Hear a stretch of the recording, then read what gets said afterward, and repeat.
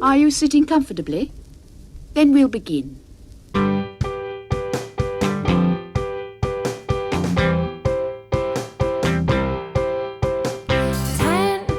minutes left. Yeah, but there's still some time. It's not the final score. We need more than the numbers we're given. Show us you live and breathe the game. You're more than a name. That's what we came for. We can bring you more than the score. Every story. Let's take this thing off of the field into the real world away from the numbers.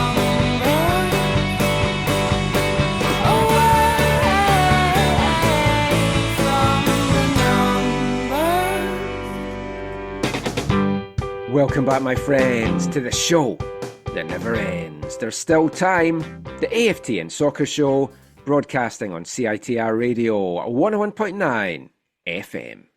I'm Michael McCall, And I'm Zachary Adam Eisenheimer. and we're back with another packed podcast full of Vancouver Whitecaps, MLS, and Canadian Premier League chat.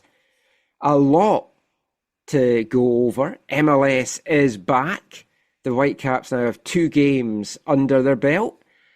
Not the best road trip for them. 1 point from a possible 6.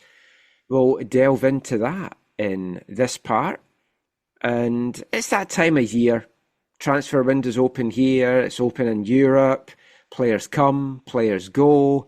Sadly, Sebastian Berhalter has moved off to pastures new. We'll talk about that in part 2 and the gaps that are kind of left behind or need filling with the Whitecaps right now. We'll talk a little bit MLS All Stars and roster changes in part 3 and a little bit of CPL chat in part 4 with a good little sprinkling of fun and enjoyable, I feel, music throughout the show as well. And of course, all our usual wit and banter that everyone loves, Zach.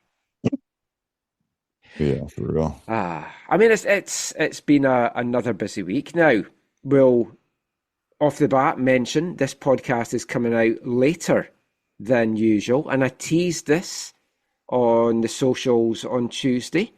We're recording this on Tuesday night instead of Sunday because one of us was a bit of a fud. And we were both away on trips this weekend. One of us brought a microphone. One of us didn't. Can you guess which one, listeners? Yes, it was Zach. Not me as man who thought it was me. Yeah, one of us was away for work and one of us was not away for work. So one of us had a lot of other things to bring with them. Well, that is true. Yeah. I had an impromptu trip over to the island. You were away at camp. But in Hope again? Yeah, it was great. It was another yeah. At least the wildfires are not quite at that bit yet, so you avoided that. Yeah, no, and it didn't. No smoke? No smoke, and hardly it was like, oh, we're gonna rain every day and whatever. And it barely drizzled. There was only a couple small alterations they had to make that didn't really dampen the mood, and it was great. Great for you, not for the other folk that needed the rain. No, I know. My wife, we were driving up and I was just like, I'm really hoping that there won't be rain this week. I'm always like, yeah, what about those Yeah, selfish. Do you not care about that? Selfish prick. And I was like, oh, yeah, no, okay. Rain wouldn't be so bad. We can do stuff inside. But here's the thing. One is I got to do some football stuff. So last year I introduced at camp a little football tournament. So we did the second version of that this time, and it was a lot of fun. And then we did a little. Kirk brought his tifo, and I used his tifo in one of the talks I gave as a bit of an illustration, and that was fun for the kids. And then one of the leaders from camp said to me, "Oh, this is so funny, Michael." He said, "Hey, last year I asked you about your podcast and I asked you to send me a link to it." And I was like, "Oh no, did I not send you a link?" He's like, "No. You said it wasn't really appropriate."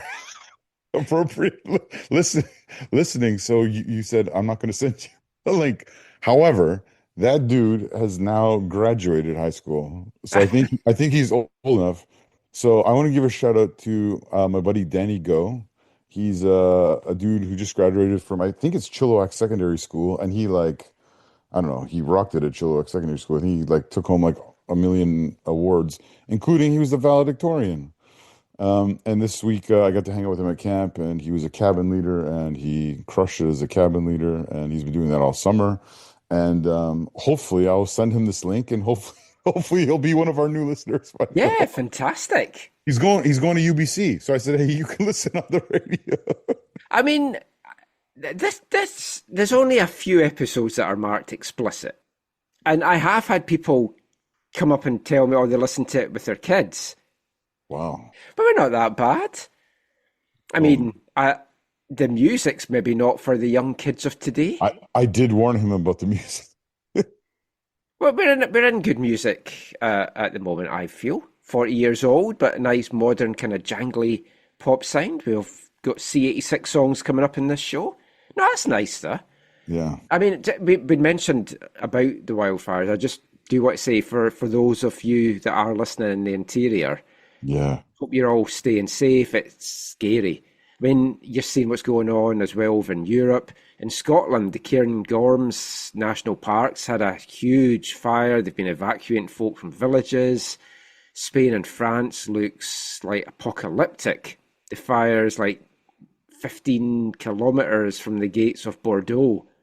And yeah, and then the fires here that's merged together. It's basically it's not the outlier now. This feels like the new normal. Every year we're having these fires. I just hope everyone stays safe. I know Cavalry's under-21 team couldn't make it to the Kamloops International Tournament because of the wildfires. Yeah, I heard about They that. had to pull out. So yeah, hope everyone's staying safe. Hmm. Obviously, smoke inhalation stuff is bad. So is carbon monoxide. Oh, yeah. We didn't talk about this on the show because it happened after the show. Right, yes. But yeah, last week's show also came out a little late, but that was due to me not being able to be in my house to edit it because we had a carbon monoxide leak. So when I put out today that the show was late, someone had said, "Oh, but I was getting a bit worried you died of carbon monoxide poisoning." But yeah, that was so weird. It's like I'd done a little bit of the editing, was enjoying I had just enjoyed a cup of tea and a chocolate digestive, and was catching up with some stuff on YouTube. And Caitlin had just come home from work. I was sitting, because it was a warm day, just in my shorts, no top on. And then both our carbon monoxide things went off going, carbon monoxide detective. And Caitlin's like, we need to get out of here. And I was like, I need to find a shirt to put on. She's like, you need to leave now. I was like, I need a shirt. And then I kept going back in the house for stuff. And she's like, what are you doing? I said, the door's open. It's fine. So yeah, we had the fire department here. We had Fortis coming out. And then Caitlin had smelt some gas just before they had gone off. And the Fortis guy came and said, oh yeah, you've actually got a small gas leak as well. And I was like, oh, it's like, I don't think it's enough for the house to blow up, but you should probably get it fixed tomorrow. I was like, yeah. But we couldn't get it fixed the next day. It had to be the day after that. But we all lived, so we're fine. And the carbon monoxide seems to have gone. The most worrying bit about it is it wasn't linked to the gas thing. It was only in one room, which is my kind of football memorabilia room. And neither Fortis nor the gas department, or not gas department, the fire department knew where it had come from. Yeah, when you told me that, I was concerned. Yeah. So was Caitlin. I was like, it's fine. And the way that I look at things in life, I was like, look, what's the worst that happens? We die. We won't know anything about it. That didn't calm her that much. Yeah. Way to go, Mike. Yeah. But yeah, that was our week. I've maybe saved the biggest news of the week to last. Oh my. You know about this. Yeah, this is depending on how you deliver this news. Yeah. It's gonna be shocking. It is. I got a free cake from Save On. Oh, that news. But if people have read your wife's social media posts, I know, I told her, why have you put that out? I don't put anything out. Because she's like, oh, Zach said. And I was like, yeah. Do you know how we saw it? Yeah, basically, yeah, the podcast's ending soon.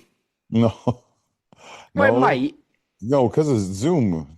Oh, that's true. We can do that. Yeah. So Monday night after the carbon monoxide thing, it was like 11:30 at night, and I was like, I'd started to edit the podcast. I knew I wasn't going to get it finished. I was like, I need a break. My head's spinning with everything that's happened today. Because I'd also been at Whitecaps training that morning, and I had just got home 15 minutes before the stuff had gone off as well. So I was like, I'll catch up with my emails.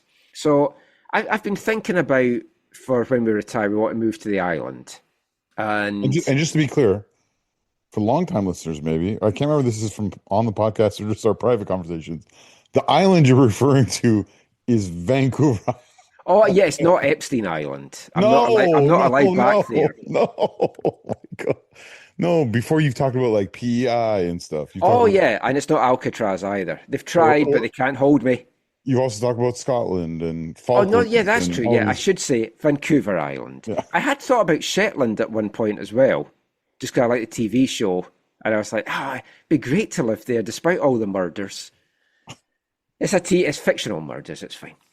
But yeah, so I'd signed up for a couple of years to get all the listings through for Qualicum Beach and for Sydney.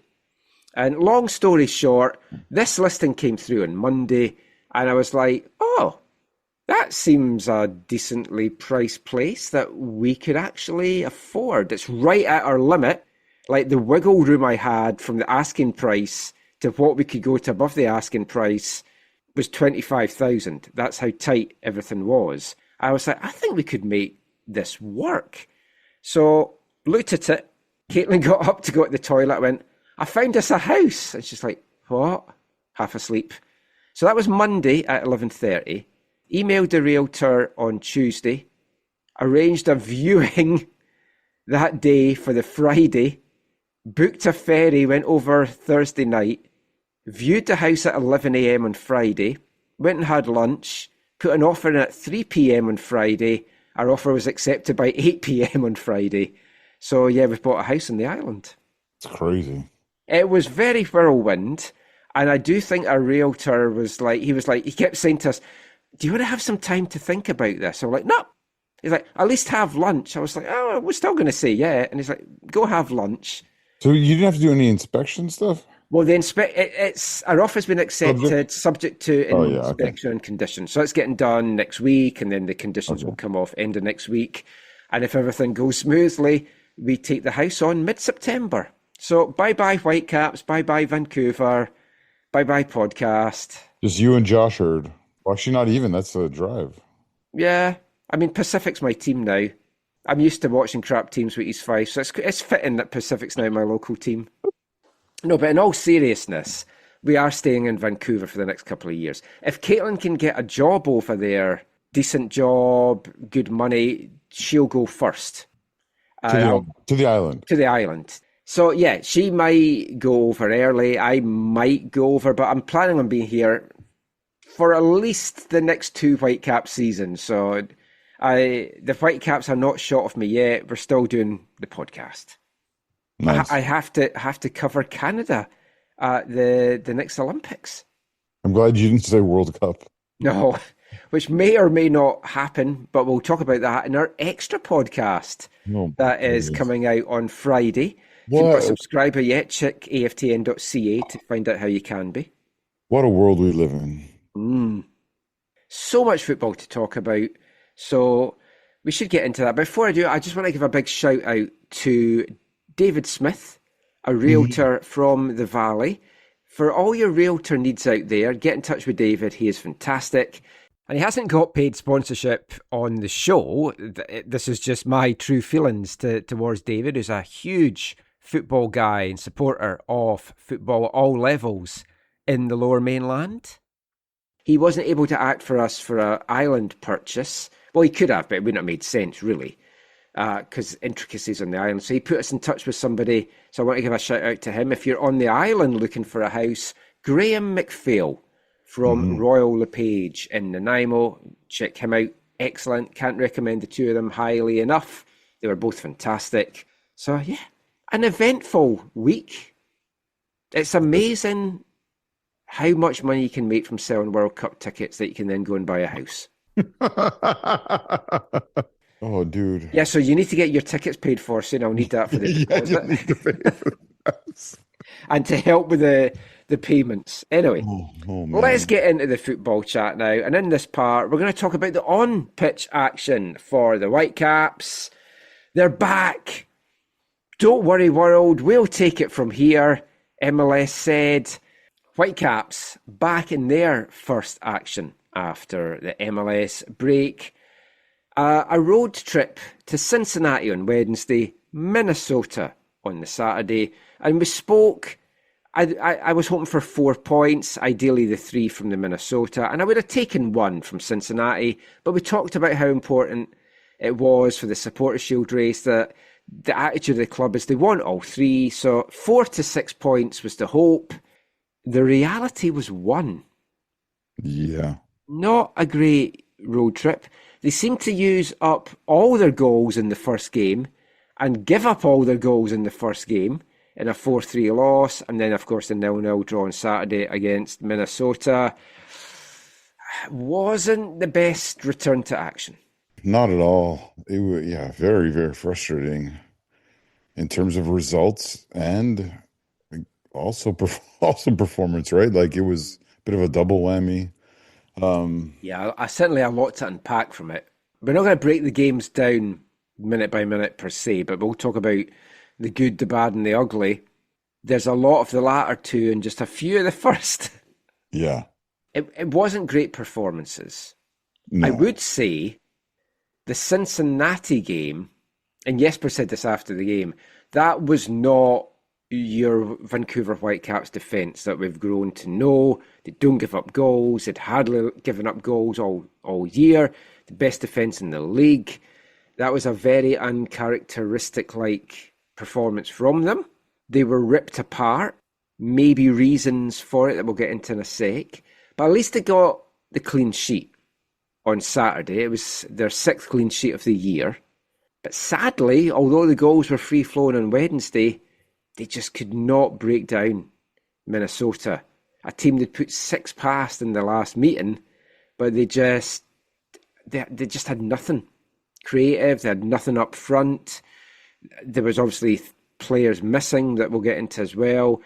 But I came away from the 2 games genuinely concerned that the wheels might come off a little bit for the next few weeks. I'm not concerned long term, but I think we might be in for a tough couple of weeks. Yeah. It's really, really frustrating. I know we talked about this beforehand, and I think were you calling, was it for 4 points? I said 4, yeah. Yeah, and did I say 6? You said we should be looking at 6 because that's what this team is now. Yeah, it just so frustrating. I think one of the things that I'm kind of concerned about, Michael, is, and I know they played some together or whatever, it still feels like, and I know there's coming back to play, especially for gold, but it still feels like Jesper hasn't been able to figure out how to get the best out of Gold and Thomas on the field at the same time. Yeah, I mean, they've had limited minutes together, and I don't know how many minutes over the next few weeks we'll see the two of them together. Once Goldie's fully fit and can go at least 60, 70 minutes or a whole 90, they need to then get that figured out. Yeah, but that's the thing, though, Michael. I think that what people are going to say, Michael, is, or people are already saying, is, why can't they play? Like, why can't they be playing together for the 60 minutes or the whatever, right? Like, I understand. Well, I mean, Thomas didn't play at all against Cincinnati, right?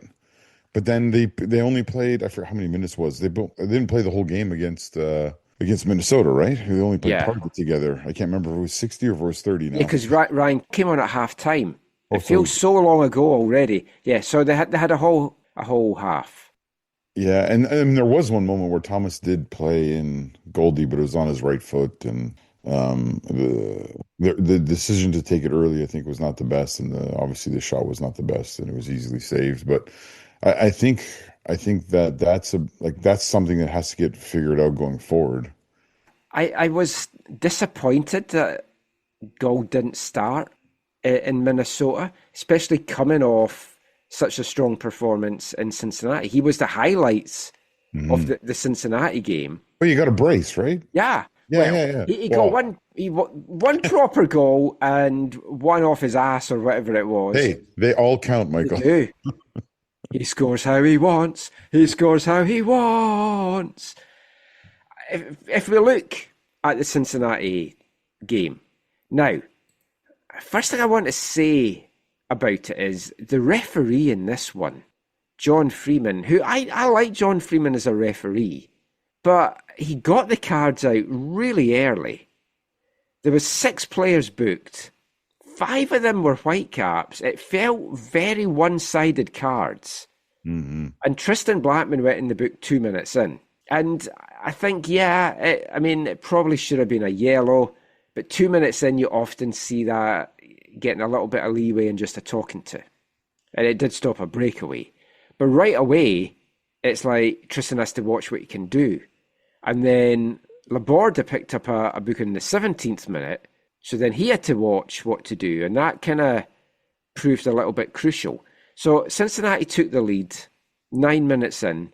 Pavel Buka, he just had so much space in the box, fired it home, and it wasn't great defending.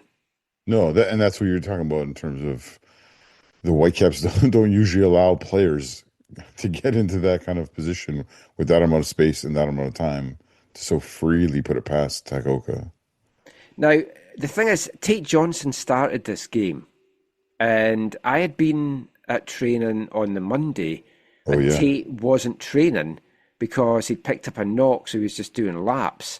So when he was starting this, I was very surprised. But he was kind of playing like a player that had a knock or wasn't fully match fit, because he gave up a lot of space. And it wasn't all on him, because I think you also have to question the midfielders, particularly tracking back to try and fill that void, because Tate was getting pulled into the middle. Yep. And you see a couple of times he's like looking over his shoulder like, well, where's the guy behind me? Why's no one tracked him back and let him get the space? Which happened, happens on the second goal, right? He's so central. Yeah. And he can't quite make a great goal line clearance. And thankfully it's not an own goal for his sake, but yeah.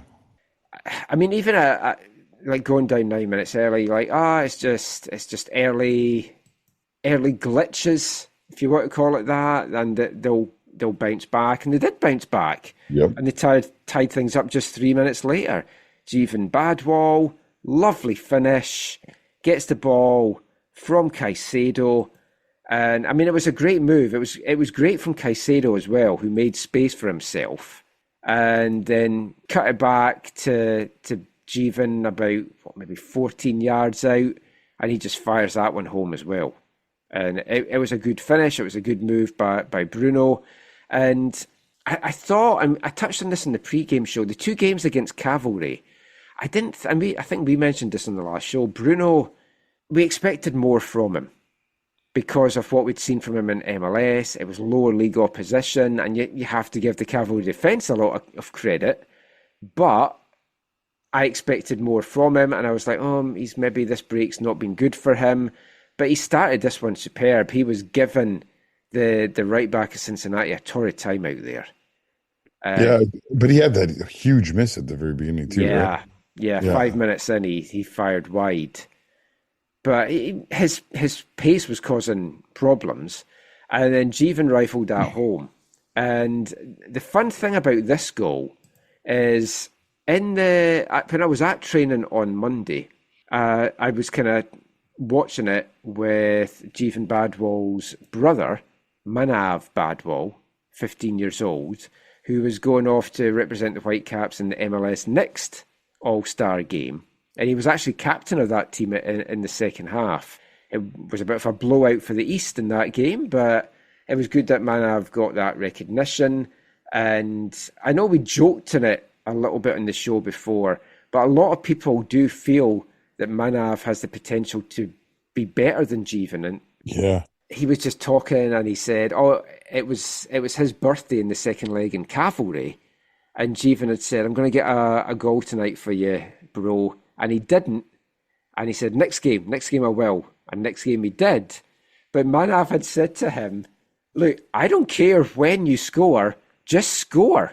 And I was like, yeah, he needs to add that to his game. And he's like, right.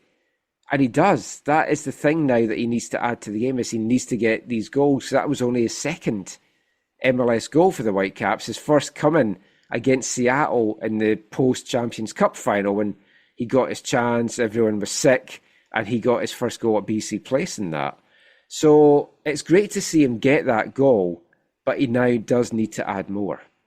Yeah, but yeah, it was definitely an encouraging sign that he has that in him. And the other thing is, between those two goals, he's contributed so much, right? And for the most part, I think been a player that the Whitecaps have gotten more from than many would have thought, right? When he first kind of made the breakthrough. So yeah, I agree with you. He needs to contribute even more, but I think he is a really valuable part of the team, and I think his stock, I think it even rises when you have departures and injuries and all these other things going on. So I think this goal came at the perfect time for Jeevan. And like in terms of the game, 12 minutes in, you're tied at 1, you think, yep, that's good. They then go ahead in the 25th minute. Oliver Larraz has a long-range shot, kind of hits off Gould's hip or his ass, and it deflects in off the post. And when it happened, my immediate thought was, how the hell did that go in? Yeah. Because it just looked such a weird goal. And then you see it back and you're like, oh, because like it looked like from the deflection as well, it was going wide and it's off the post and Celentano couldn't do anything about it. But yeah, you take him, as you say, however it goes in. It's 2-1 to the Whitecaps. And I thought, yep, here we go. The Whitecaps are back. They're hitting their stride. They'll go on now. But it wasn't to be. Just 3 minutes after that, Kevin Denke tied things up. Tate kind of deflected off him, but he didn't really know too much about it. But we're all square at 2-2, and I was still really confident the Whitecaps would get the job done. But then the 36th minute, Evander is allowed to run, and then he fires a shot in off the post. And this one was annoying because Matty Laborda couldn't do what Matty Laborda would normally do in that situation and go to him and maybe just take him out and give away the free kick and get the yellow card, because he'd been given a yellow card earlier that I don't think he should have been given. I thought it was a very harsh handball call it was given to him for. Yeah. And then because of that, he then couldn't go and do the challenge that he needed to do, and it allowed allowed Evander to run and then fire home what proved to be a huge goal. Yeah, because originally I think Ocampo was sort of like tracking his run, or like kind of bringing the initial pressure, and then I think Evander sort of gets past him or whatever, and then Laborda comes out, but he doesn't. Yeah, he can't go full, kind of full speed ahead at him, and I don't know if he stops like you say because of the yellow card, or he has to proceed more cautiously because of his caution. But yeah, it was frustrating, but it also just shows you of like what, having a player the quality of Evander in that spot for, like, if you're Cincinnati, right? Like you need those type of players to like lift you to victory. And this was sure was a huge step in that direction for them. I mean, I thought Cincinnati were excellent. It's not a team I've seen a lot of. Obviously, you know how well Evander's doing. You know, they're one of the top teams in the East. And I mean, this is a game that you come away from feeling the Whitecaps should have won it, which is at least a positive sign. That's a tick in the good category. So trailing at the half, it's like, they'll get it done. 56th minute, though, they go 2 behind. Evander has a shot blocked. It kind of comes back to him, and then he chips it to Butcher at the back of the box again, who buries it, and again open, and you look, and I think this was the one that Tate looked behind him going, where's the person picking this guy up? And it was just another frustrating goal to give up. Yeah. Back of the 6-yard box, just open. Yeah, you're right. The defensive coverage was horrific, and the lack of the support, like the lack of the overall like team defending was like it was glaringly bad. And like you said earlier, like just not characteristic of this Whitecap side in this season. And so yeah, you hope it's that part of this game is just a little bit of the getting back in the groove of MLS matches. Yeah. But to their credit, they immediately fought back on the hour mark. Ryan Gold, great long-range rocket from the edge of the box. Badwall played him in. First touch, takes it down, great control, brilliant finish. Yeah, and again, that's why you have Ryan Gold and need Ryan Gold to be at like his, fully fit at his top level, match fit, because he can either turn a game, bring you back into a game, win you a game, right? And yeah, again, like we've talked about a lot over these last 2 seasons or 2.5 seasons or whatever it's been, Michael. It was a game where even though so many things weren't going the Whitecaps' way, I still felt like, there could be something. They could still get at least a point from this. Yeah. I mean, the last half hour of the action, it went back and forth, but the Whitecaps were the better team, and you thought, yeah, they're going to get the equaliser here.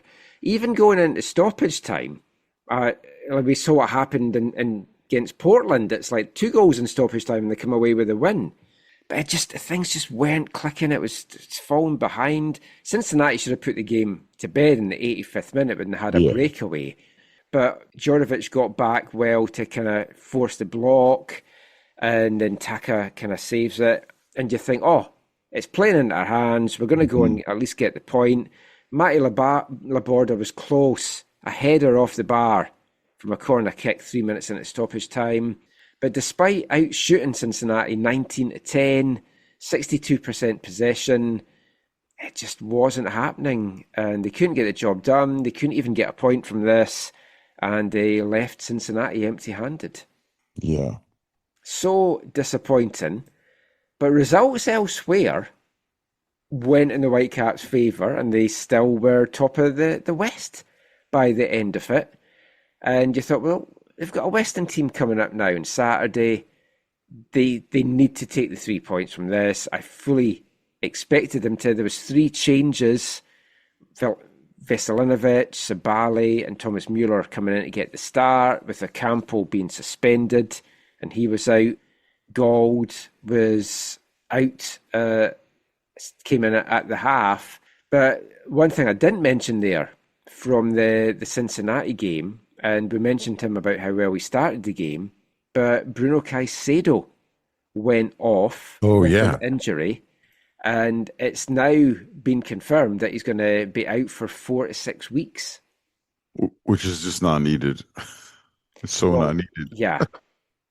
Considering the fact that so many wingers are injured or are coming back just now, and Cabrera's out for a while, this was just awful timing from going out.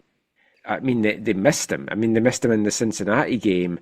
I don't know, you can do the all what ifs. It's like, if he'd stayed on, could they have got something from the game? You think hopefully that they would have. He ended up going off in the 44th minute, just a minute before half time. Sabali coming on, and you're thinking, it's wasted a window as well. But he just wasn't good to go. So yeah, 4 to 6 weeks, not great. They need him back. They need wingers back. On the plus point, Sabi has been training, and he might actually be ahead of schedule. They're going to see how this week goes at training before they can decide if he might be good to go for the LA game. Nice. But yeah, Bruno being out with the form that he'd been in, just another big blow for the Caps there. The Minnesota game, it's another game that they dominated, and it's 0-0 in the end. I have to say that although they dominated, I think Minnesota had maybe the better goal scoring chances. Thank heavens for Mamadou Dieng. He was awful. He had a couple of chances that he should have put away. I was glad they kept him on for the full 90 because I was like, he's not getting a goal tonight. Yeah, one of those players you just felt was like, yeah, bitten, snake bitten, and not gonna bruise. It's funny just to hear you say, I'm glad they kept him on. They were making the subs, I was like, oh yes, he's staying on for the full 90. Genuinely had that thought during the game.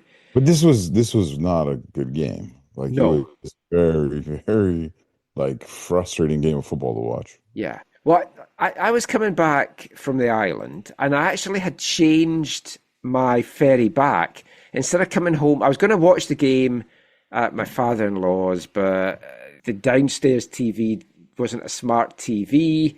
And I was like, I could just like stream it from my laptop or like connect a laptop to the TV. And I was like, screw it. Let's just change the ferry and get an early one home. Let's have a day out down in Sydney as well. So I was coming home from Sydney, changed our ferry, thought, book this one. This will get me home in time because I'm a FUD. And I thought it was a 6:30 kickoff and not a 5:30 kickoff. So our ferry only came out. Yeah, and you thought, I'll try and listen to it on the radio. But I couldn't listen to it on the radio because they were broadcasting the Lions game. Yeah. Well, you could, but you had to like go onto the. You had to go on the website and then like connect my phone to the website and. Yeah. Was this game I was listening to? I think I was listening to this one. I think you were. Or was the Cincinnati one? I think you listened to both, but this one you only listened to a bit of. You said you could only listen to a bit live. I think I listened to the whole first half, and then you got mad at me for not telling you to avoid the first half. Yeah, because I was like, don't tell me anything. I'm going to watch it in full when I get home.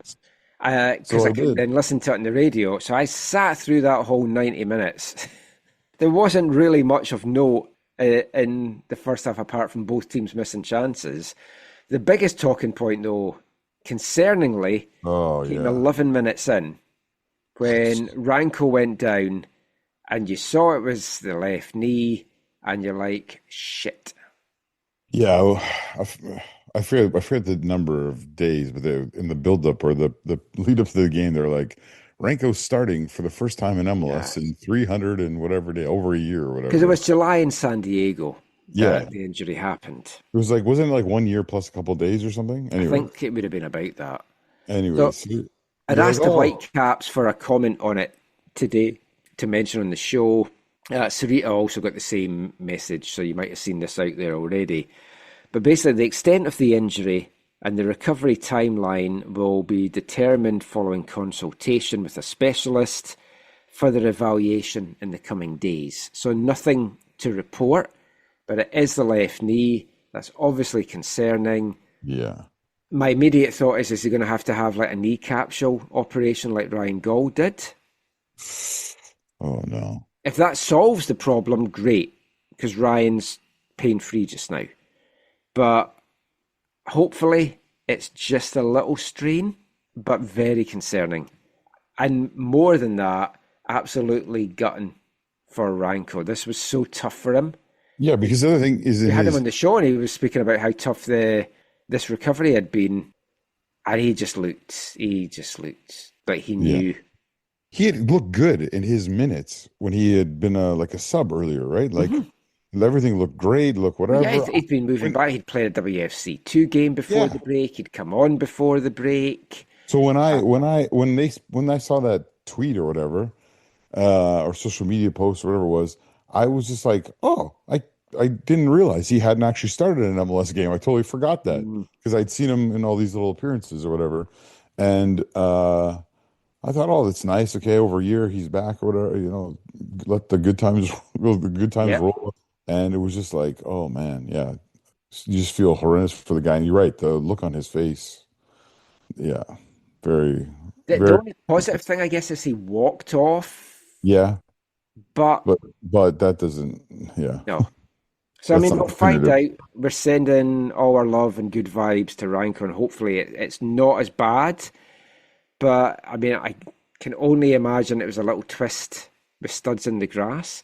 What it meant is Matty Laborda had got the start at right back because Eddie Recampo was suspended. So he now had to slot into centre back.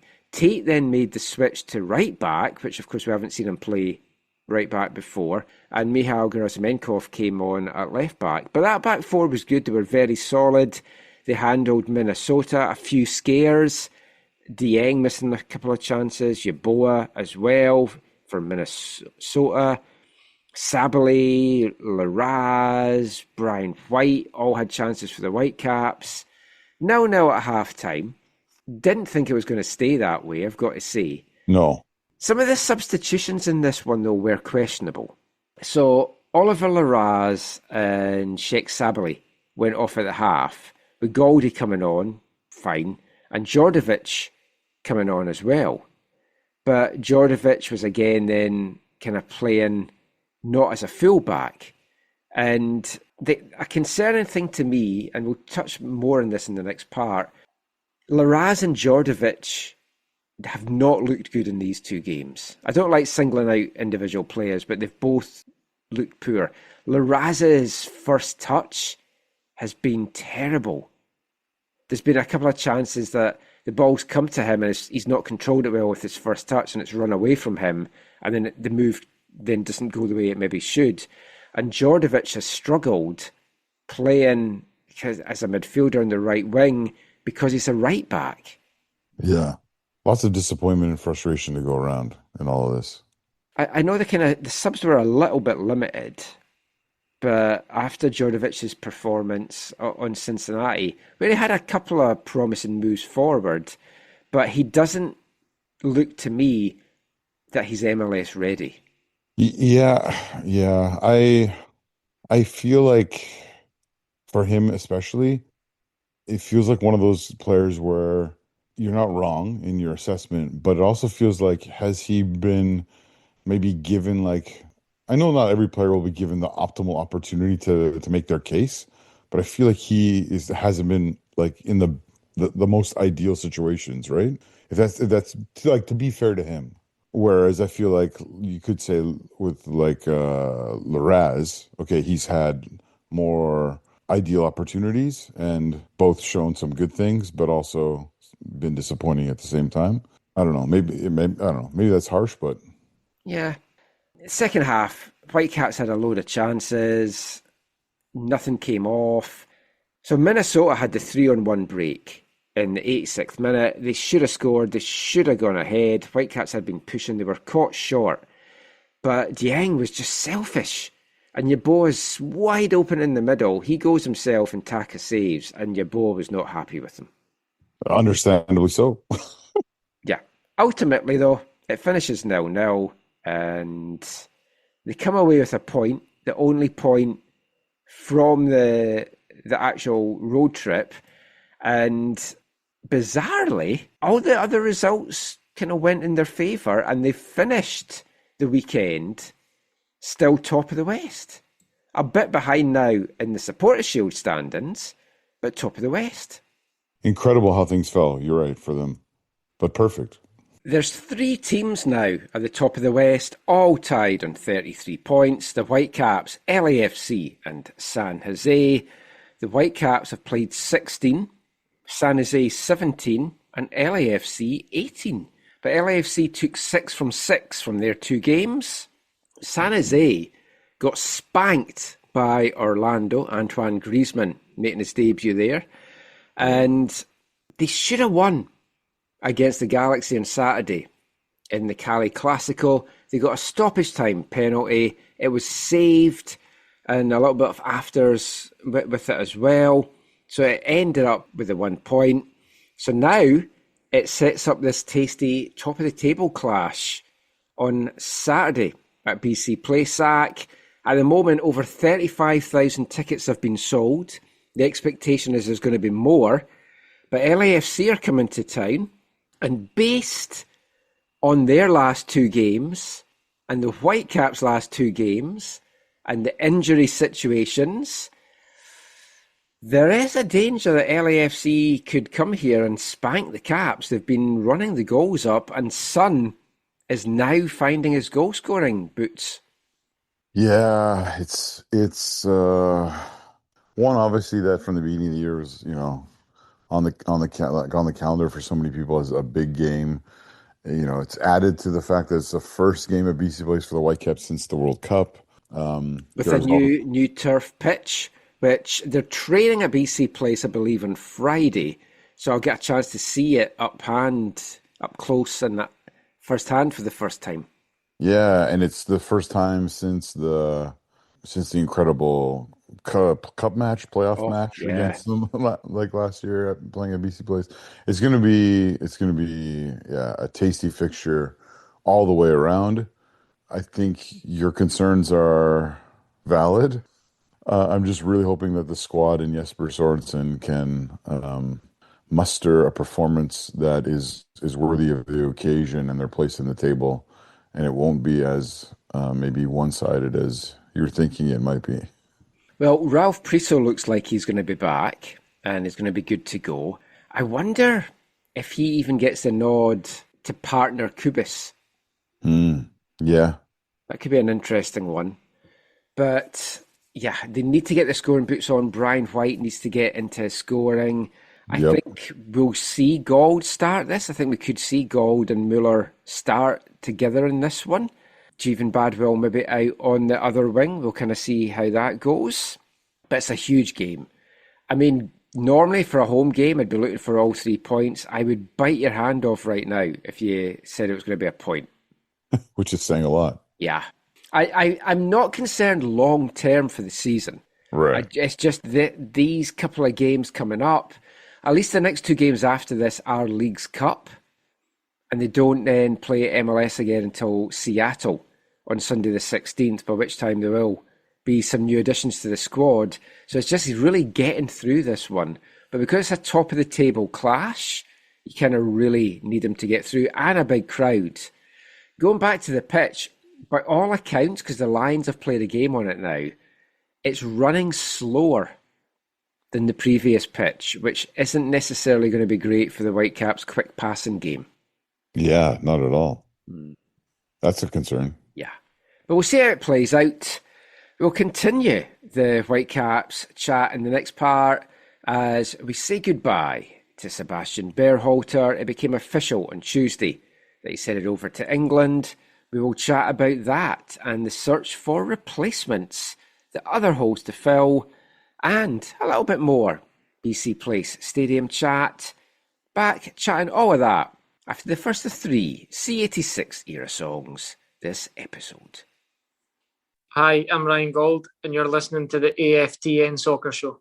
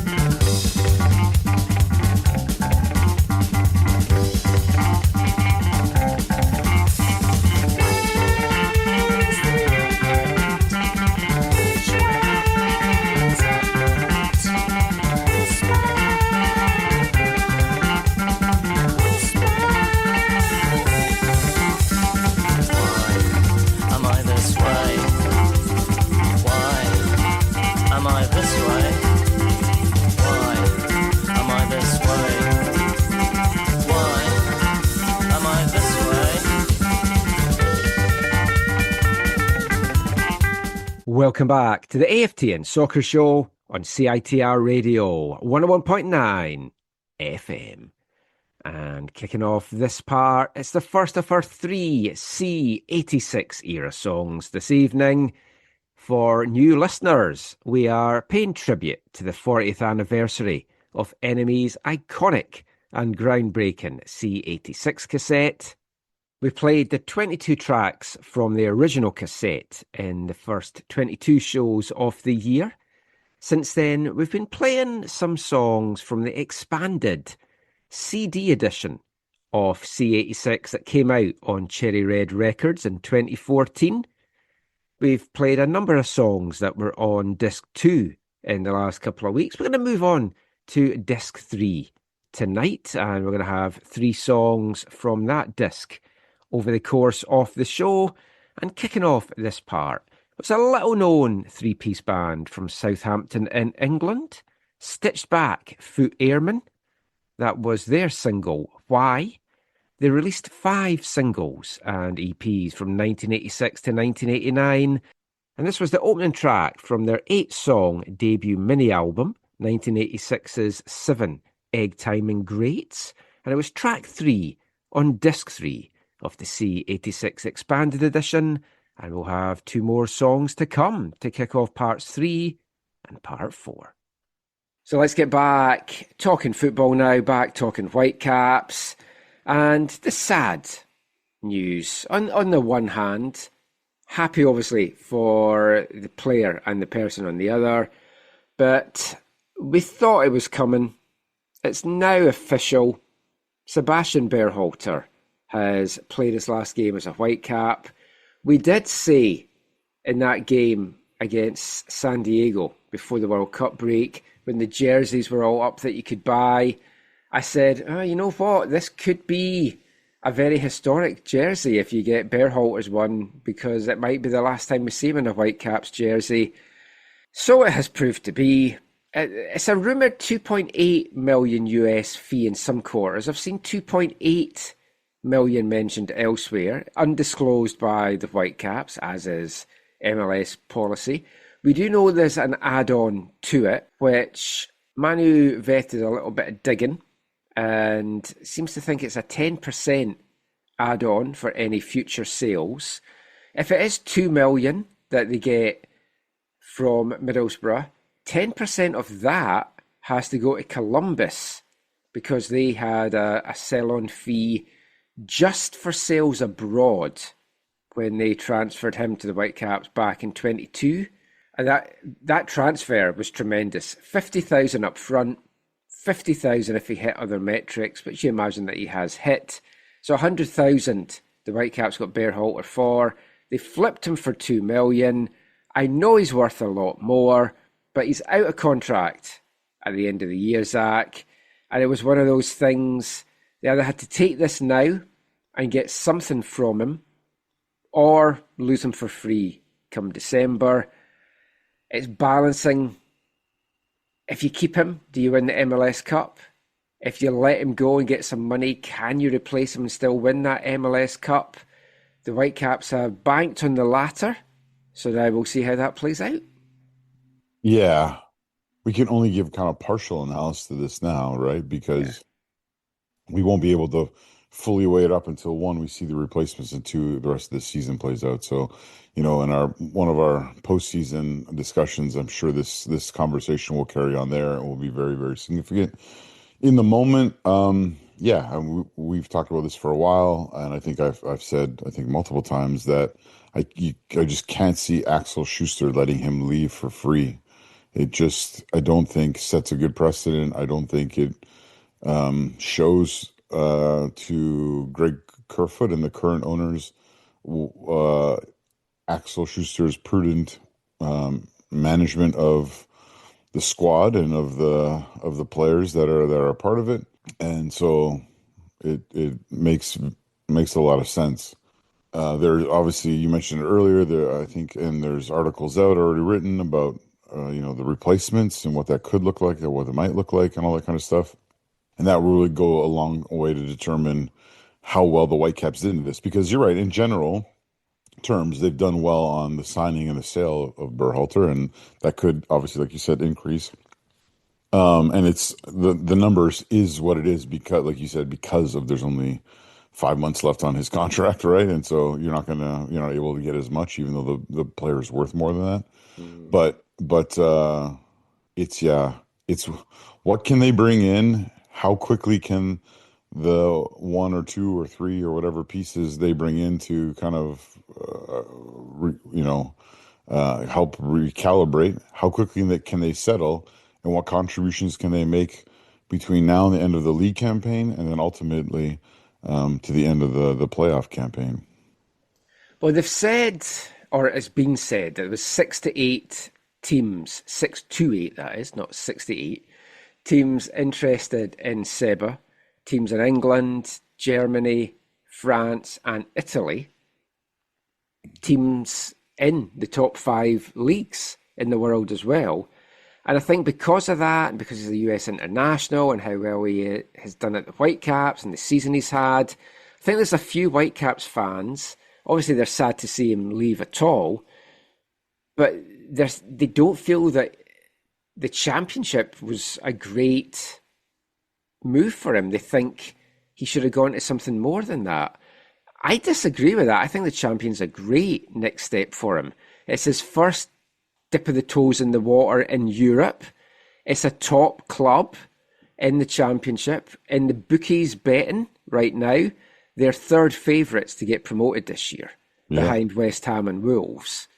And they came close last year, so they would be hoping to be at least in the playoffs. In theory, they're one of the teams that were impacted by Southampton as well, right? Yes. I think I've had some conversations with people about this. I think, there's probably a lot of people underrate the level of the championship because it is a second tier in a different country, even if that country is England. I think this is probably a good. I mean, I kind of wish he, and maybe like his dad one day he will play in Germany. I would have loved to see him play in Germany and see how that went for him. But I think this is a great fit. I think you don't have to look far, right? You look at Ali Ahmed and how he has fit in at Norwich and how that's been a good level for him, a level where he can contribute and a level where he can push the club on to even better things. And I think this is a similar thing you have for Berhalter, where he's going to go to a club where he should be able to play a significant role in taking them to even a bigger level. Like he could help get them promoted to the Premier League, which that would be crazy. It'd be like walking in the footsteps of Jay Demerit in one sense, right? To be able to have that kind of opportunity to play that kind of role. So I wish him well. I also think he's a dude. I think he's going to settle quicker. I think in one sense it's easier to settle in England because of the language, but also I think just having the experiences that he's had in that his dad's had overseas and that that have been a part of his life story. But it also helps. One of his best friends in the entire world, Aidan Morris, is at Middlesbrough as well. Yes, so you've got to feel he's like, well, that's we can be back together. They can do more TikTok videos of dancing. But having that there will definitely help him settle as well. And you do wonder if that maybe factored into his choice of picking them. Because in the Championship, Derby were also rumoured to be interested in him. Norwich at one point were as well. Now, Norwich are 9th favourites to get promoted this year. So I think he's gone to the best of any of those 3 clubs. And like the Championship, in the latest rankings of the strongest leagues in the world based on Opta Performance, the Championship is the 10th rated league in the world. So it's still a very good league. To put that into context, MLS is down at 19th. Yeah. So he is 25 now.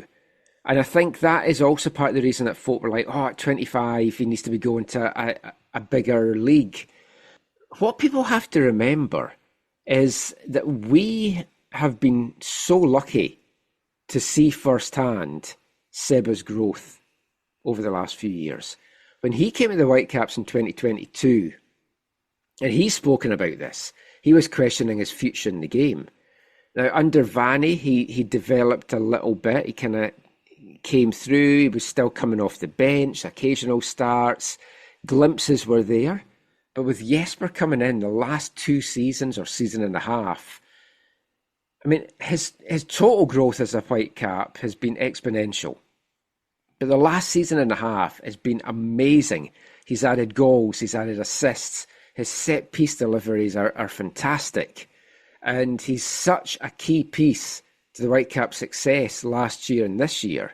It is a big hole to fill, but he needs to then be in an environment that the pressure is on him, but he's got room to grow. And he's still young at 25, I feel. He can get another big move in a couple of years. Yeah, there's potential for that for sure, which obviously the Whitecaps are hoping for. Yeah. He released a video today, and Whitecaps shared it on Instagram. And right from when he first started, you could tell he was getting emotional. And I genuinely, I welled up listening to it and watching it. I sent that to you. It's like, I had tears just listening to him talk about his growth here, how much he loves the city and the club and the fans.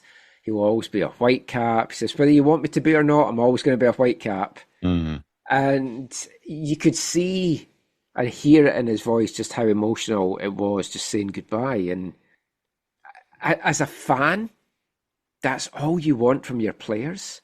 You want them to love your club as much as you love your club. Mm-hmm. Yeah, and there's definitely that with Seba. Yeah. I mean, I've been to Middlesbrough. It's not that nice a city. It's a big culture shock from Vancouver for sure. They get called the Smoggies. I don't know if that's endearingly or not. I'm thinking maybe not. But because there is a lot of smog in that area from the industrial sites, not as much now as a few of them have shut down. But like the coast near it is a beautiful place to stay. I wonder if you might settle there. And the fans have already embraced him. I'm looking forward to seeing how he does. I love watching the Championship. It's a league I watch and take a big interest in every year. I think it's the best league in England to watch in terms of entertainment because there's so many teams in the mix at the top and the lower end. And now that West Ham's in it this year, I've got more reason to watch, and Ali and Seba, so I wish him nothing but the best. Yeah, I'm with you on that. And it is in the same way that these last, 5 years or whatever it's been, more and more exciting to watch European football in general because there's been so many Canadians making their emergence and and making the move there. Yeah, this just makes watching the Championship even more exciting. Yeah. Now, obviously, the flip side of that is it's left a big hole in the Whitecaps, as the last two games have definitely shown in that position. Now, replacements. Oliver Larraz, for me, is not the replacement.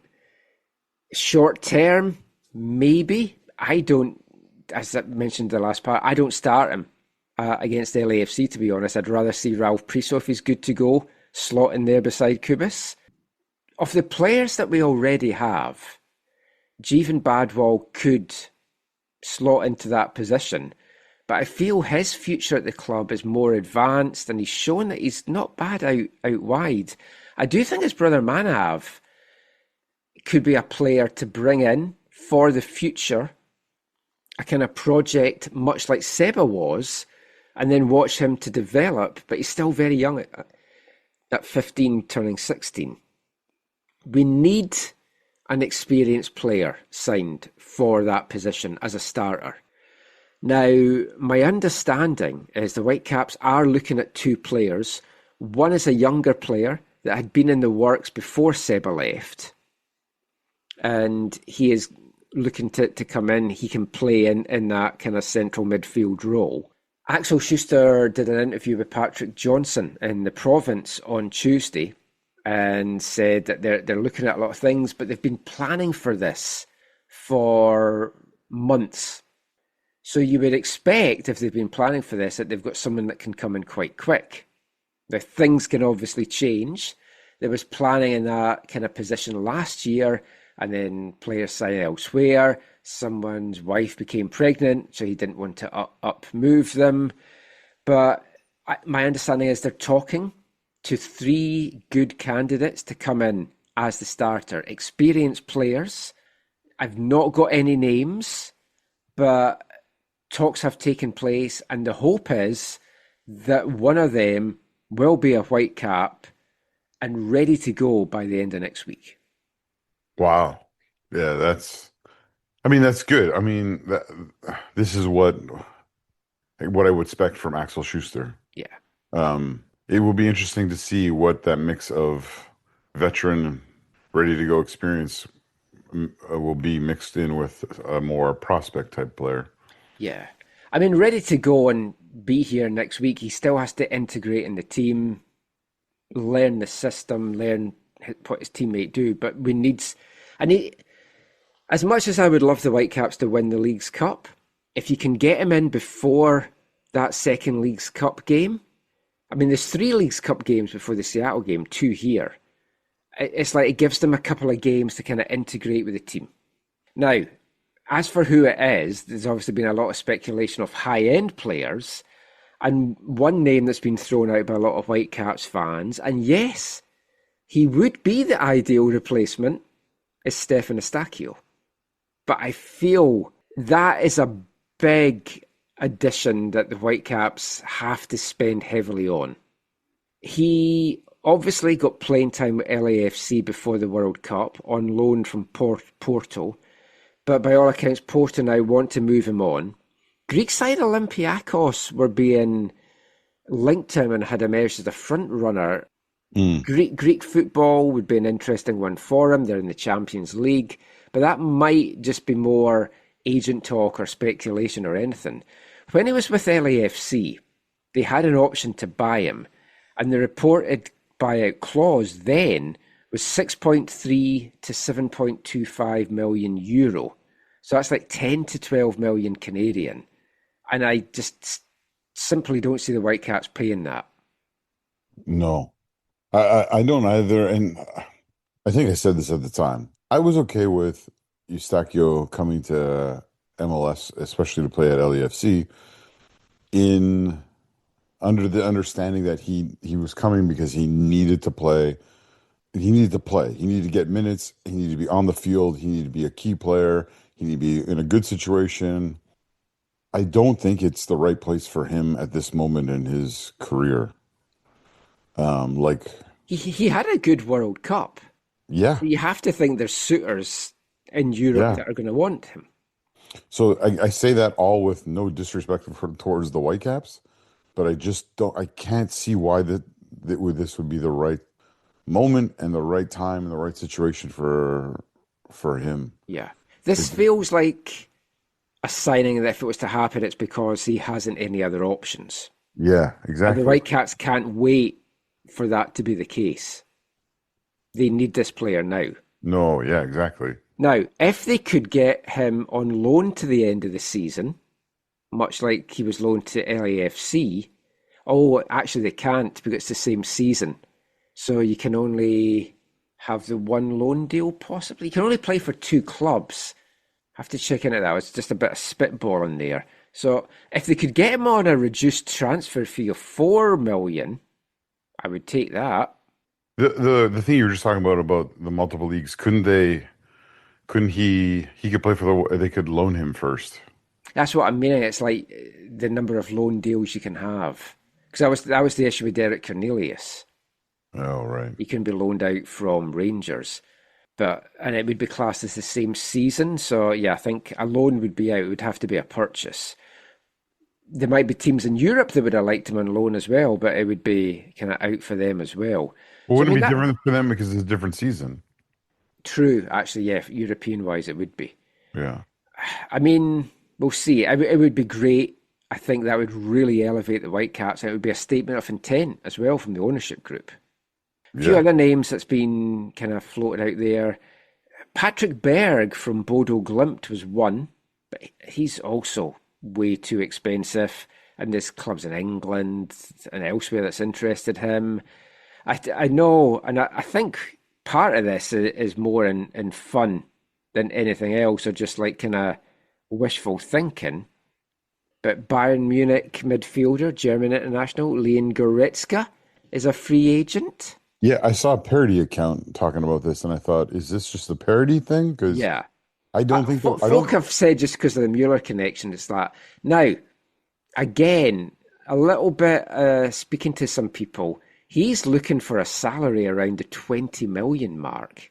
Yeah, well, That I don't think he made that much at Bayern, so I don't think he can. There's no way he's going to get. Oh, maybe 20 million. 20 million Canadian, yeah. Yeah, yeah, and you're not going to pay. You're not going to pay him that because he's not going to outperform Thomas Müller.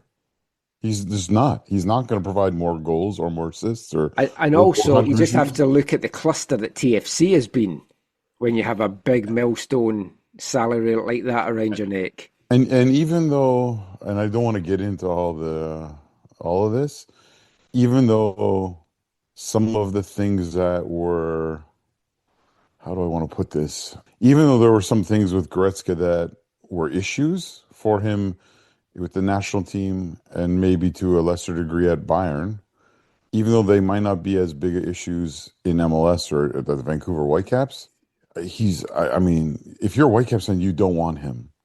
I mean, the reports are he was, I think, one of the players, if I'm not wrong, who said, "I don't want to take a penalty against Paraguay. I don't want to be the fifth guy, Oh, sixth he guy, was or one of whatever." them. That you don't want that. No one wants that. I know people will be like, "Oh, he's much younger than Thomas Müller." It's like, yeah, he is, but he's not Thomas Müller. I know he's had a really great career. He's done a lot. He's done a lot for Bayern, but he is not one of my favorite. I know people listen to this. Probably, is there any players you like at Bayern? I know your boy Harry. You don't like him. No, definitely don't like Even him. even with that tattoo you got, I don't have no tattoos. you should get one. That's your Christmas treat. I'll get you a Harry Kane tattoo. No. Even a transfer. You can put it on your back. I mean, there's some players in MLS that would fit the bill, but the only ones that I would really want are with Western clubs, and I don't see them doing a transfer. No. It's a huge decision for Axel and Co. Now, I had a look on transfer market of all the kind of central midfielder free agents just now, and there's a lot of them, and there's some good names in there. Some of them obviously, again, would be kind of pie in the sky stuff, and you'd be paying a lot of money. Berhalter at his best, I think, was kind of like an 8, a good box-to-box midfielder. No, it's a box-to-box midfielder that we need. It's a big decision for Axel and Co. They need to get it right, and it's not the only one because there's other holes to fill. I mean, recent games, I talked in the last part. To me, Djordjevic doesn't feel MLS ready, but he's a fringe guy anyway. Sabali is still not cutting the mustard for me. I'm worried about that long-term contract we've got with him. I don't think he's good enough to be in this team. Ryan Illumi as well, I'm a little concerned about him. That's fair. I feel bad for him. He makes the choice. He goes with Tunisia. And then even in games where it's like moments where there's nothing for them, they still didn't play him. But they had to change a coach and... No, but I mean at the World Cup. I know they had to change a coach. Yeah, that's true. So it's like the new coach maybe doesn't know enough about him. I mean, if we look at the team, like left backs, goalkeeper, all sorted. It's all fine, loads of those. Do we need to add another centre back now if it turns out that Ranko's out for the rest of the season? That's what we tried last year, and we saw that was a bit of a disaster. Do we risk going with the 3 of Matty, Tristan, and Ralph?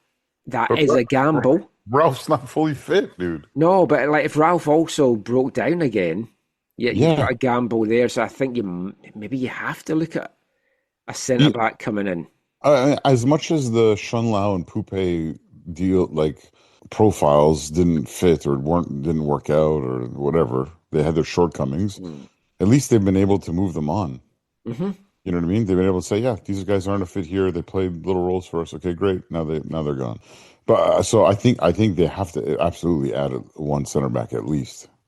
In the midfield, like if you look at the wing role, obviously there's a lot there, but with AZ getting let go, and we've spoken about this in a couple of shows now, I genuinely think the possibility of bringing Jaden Nelson back is there, especially because did you see what was going on with Austin? Yeah. Now, that's concerning comments from the coach, Davy Arnault, that I was going to bring him on, but I didn't feel his head was right.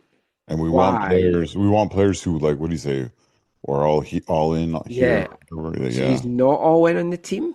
Yeah, probably because you're not playing him. Now, if the Whitecaps were to bring him back, there's no way they're giving Austin anything like what Austin gave them, which was 1.25 in GAM and overall first round pick in the draft. Yeah. So I'd bring him back, and I think right now, with Bruno being out, I think that is pressing that we do need another winger in. How much is it an option to play the returning Sam Adekugbe on that left wing? I think it could be.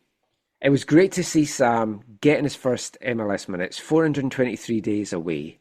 That left-back position, I felt it was Matty's or Tate's to battle it out for, and Sam's kind of on the outside looking in. Now, Tate's had a few wobbles in these two games, and obviously we now need Matty in the middle of the defence. Exactly. So I think, if anything, we're going to see Sam playing left-back. That's fair, quite a bit in the next few games. So I think we should bring in another winger, and we need striker depth as well. Yeah, you can't worry. I think at this moment you don't. It's not like the beginning of the year where you worry about will you hurt Alumi's confidence or whatever. It's like down the back half of the season, they would really benefit from another option. Yeah, for me, there's 3 definites and 1 possible that we bring in, which is box-to-box central midfielder, a winger, a forward, the 3 definites, and maybe centre-back depth. Even an experienced veteran centre-back for the end of the season. I would alter that a bit. I'd say the 8, to me, the centre-back is a must, and then wing would be third, and striker would be the more optional, because they'll go, obviously, White, they have Alumi, you can put Thomas in there, even though I wouldn't recommend it. Yeah, I guess you could also have Sabi lead the line, which he did a couple of times.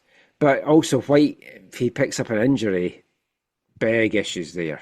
Yeah. So we'll see how this week plays out. I imagine by the time we do the next show, we'll have something to talk about in that regard.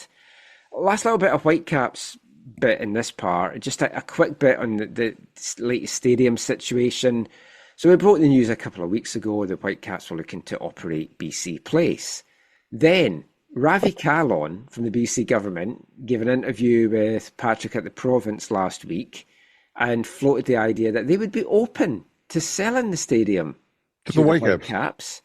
And now Amar Doman, the owner of the BC Lions, has said, yeah, I would be interested in buying the stadium as well. Now, the Whitecaps on their own, Doman on his own, they don't have the money to buy BC Place. So they either work together or they work with very deep-pocketed people for this to become a reality. This feels very far-fetched. I'm all for it, but it feels far-fetched. Dude, if someone were to buy BC Place, would there be, once they become the sole owners of BC Place, are there any stipulations on it remaining a sports facility? Or can they just tear it down and build like crazy condos and whatever? I wouldn't think they'd get permission for that. Right, okay. Because it's got to go through all the planning. I mean, it would be the best, if the Whitecaps could own that stadium, it's the best thing they'll get. It's going to be better than building a soccer-specific stadium because they can make it more soccer-specific. Yeah, I think, yeah. But here's the thing. You've already answered this partly, but the current owners, 1, can't afford to buy it. 2, I don't think the current owners my guess would want to elevate it to what it needs to be to make it that because it's even more money. Right, because if we're talking in ideals here, Michael, the grass is the ideal, which then costs considerable amount of money to maintain. It also then potentially limits you, or you have to have even better technology to limit the damage to it if you're going to do all kinds of other stuff. So yeah, but that of course gets into the other conversation about the future Whitecaps ownership and other investors and all that kind of stuff. We have to note, though, that if the Whitecaps ownership were to pull this off, were to actually own BC Place, immediately the club goes from one of the least valued in the league to one of the best valued in the league because of the price of that stadium alone. It also then makes it more attractive to new owners coming in. And if a deal was there, so if it was, say, a 5-year lease with the option to buy at the end of it, that might be more appealing to some of these owners that are currently sniffing around because of what they are going to get at the end of it. And I much rather would stay at BC Place than spend an absolute fortune building a new stadium, because you'd be playing in a World Cup stadium downtown. If they could get a new soccer-specific one downtown, I think that probably would be my first choice. After that, though, it would be BC Place. Yeah, we won't spend too much time on this because it's all wild speculation at this point, as good as it could be. I think it's a long way away. The ideal situation is you could have a lease to buy option. You get your 5-10 year lease with the option to maybe buy at the end of it so the Whitecaps can explore options, or you're buying it on a yearly basis, paying up for it. Yeah. Were you concerned the reporting on? I saw the reporting come from, I believe it was Farhan Lalji. Yeah, it was Farhan. Yeah. Who is in well with the Lions, but you have to also feel he's kind of doing the Lions a favour here by putting that out there just to keep them relevant in all this stadium talk. But the part of that was maybe the more concerning for me was the Lions have been trying to buy it for 2 years. Yeah.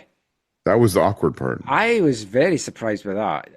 I mean, I'd like to buy a house in West Van with beautiful views out over the water. That's what I'd like. It's not feasible. It's not going to happen. Because you think we would have heard that all before now. I don't think the money is in that group, but you never know.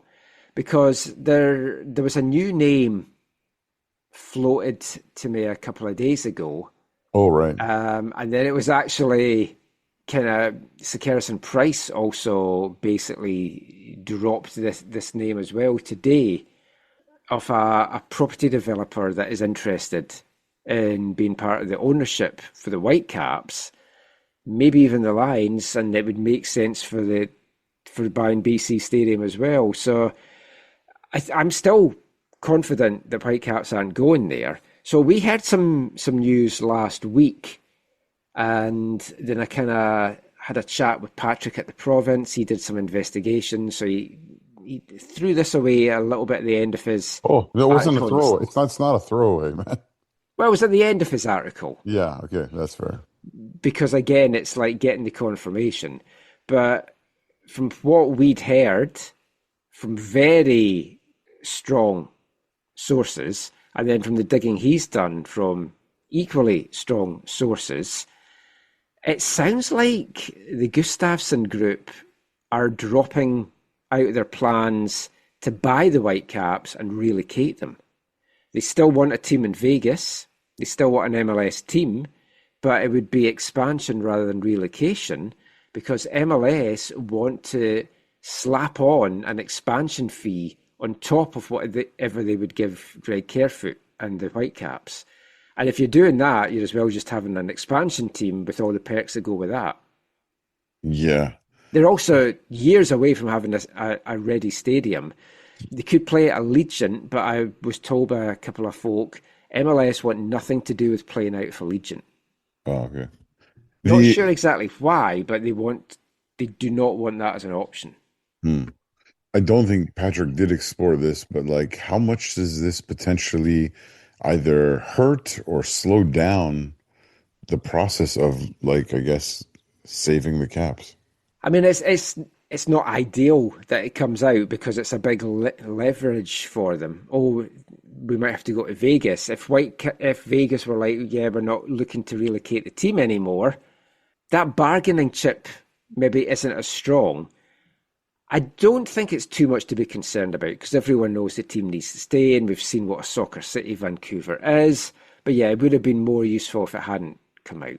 Because I don't think we were necessarily going to mention it for that very reason, but maybe more will come out of this Board of Governors meeting on Wednesday. Maybe by the time this podcast drops, some folk will know a little bit more about that.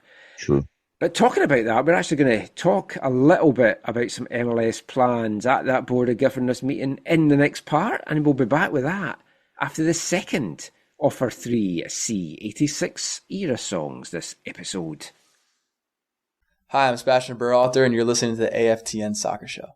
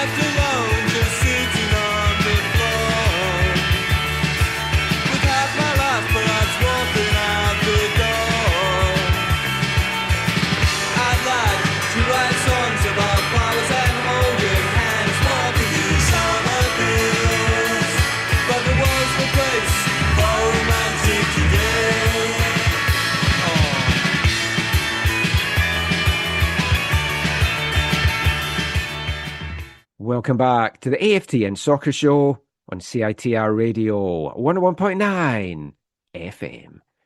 And kicking off this part, it's the second of our C86 era songs for this show from a 4-piece band from Aberdeen in Scotland, the Jasmine Minks. Formed in 1983, they've been going for over 40 years, still going strong today. 7 albums to their name. The last of them, 2023's We Make Our Own History. They've released 12 singles and EPs, and they were one of the first bands to release records on the legendary Scottish label Creation, the label that spawned Oasis. And the song you heard to kick off this part was the second track on their 1986 EP, Cold Heart, World's No Place. You can also find it on disc 3 of the C86 Compact Expanded Edition, track 2 on that disc. And we'll be back with another C86 era song to kick off the final part of this week's show. But we're going to get back talking football now, and we're going to keep the MLS chat going. We're going to kick things off by looking at the All Star Game that is going on this week down in Charlotte. Not for everyone. It is an event that for years I've not really had any interest in. I haven't watched. I think the only time I watched a brief bit of it was when West Ham were the opponents one year. That was up until last year when there was 4 Whitecaps down at the All Star Game. So I had to kind of watch that to support them, watch the skills challenge the day before that saw Yohei Takaoka become the hero in that one as well. And no call-up for Takaoka this year, or Defender of the Year Tristan Blackman, or Whitecaps leading scorer Brian White. Sebastian Berhalter did get the call-up this year, obviously. With the move to Middlesbrough, he isn't there. Andres Kubis, rightly getting the call-up in his place. I think Kubis should have been there from the start, to be totally honest with you. But you could only, in your voting, vote for one kind of DM-CM role, and Berhalter and Kubis were in the same voting category. So it was Berhalter that got the vote there. I voted for Berhalter with my media vote as well. But Kubis deserved to be there. The protector, as Jesper Sorensen and Thomas Müller described him as this week. So Kubis got the call, joining Thomas Müller down in Charlotte. And about a week and a half ago at training, I asked Thomas Müller about his call-up to the All Star Game. He's a player that's come to North America. He's embraced the North American lifestyle, the sporting lifestyle. He knows about All Star Games in other sports. So I was curious what his thoughts on this one would be. And here's what he had to say.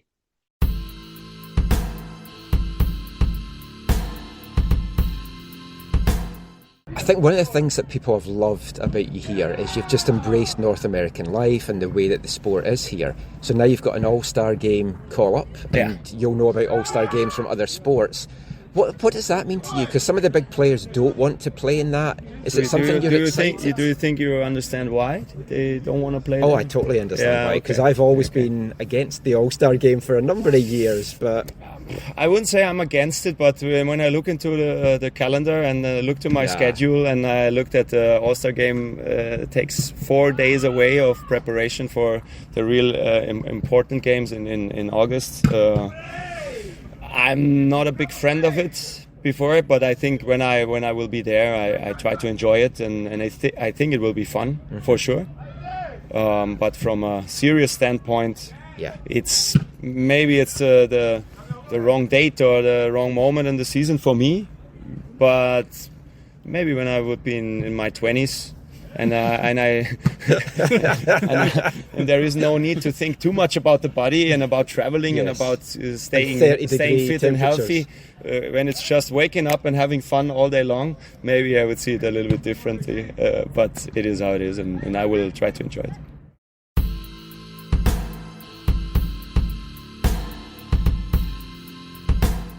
So Thomas Müller there just chatting about the All-Star Game, and not the biggest fan of it from that initial chat.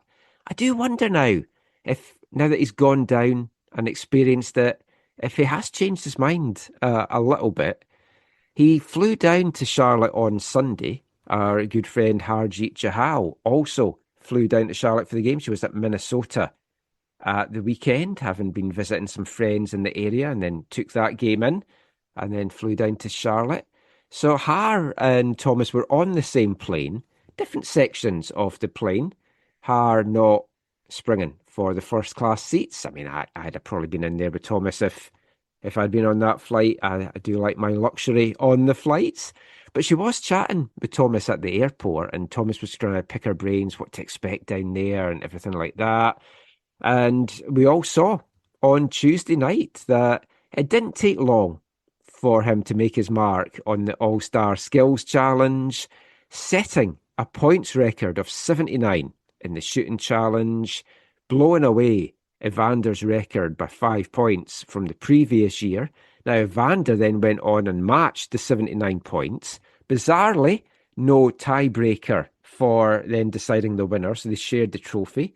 But seeing Thomas Müller sitting on a giant throne with a stupid crown on his head, I mean, that's North American sports for you there. And then, so when he comes back, it's going to be interesting to see if he did change his opinion of what to expect from the All-Star Game, if he enjoyed it, if he enjoyed the whole experience.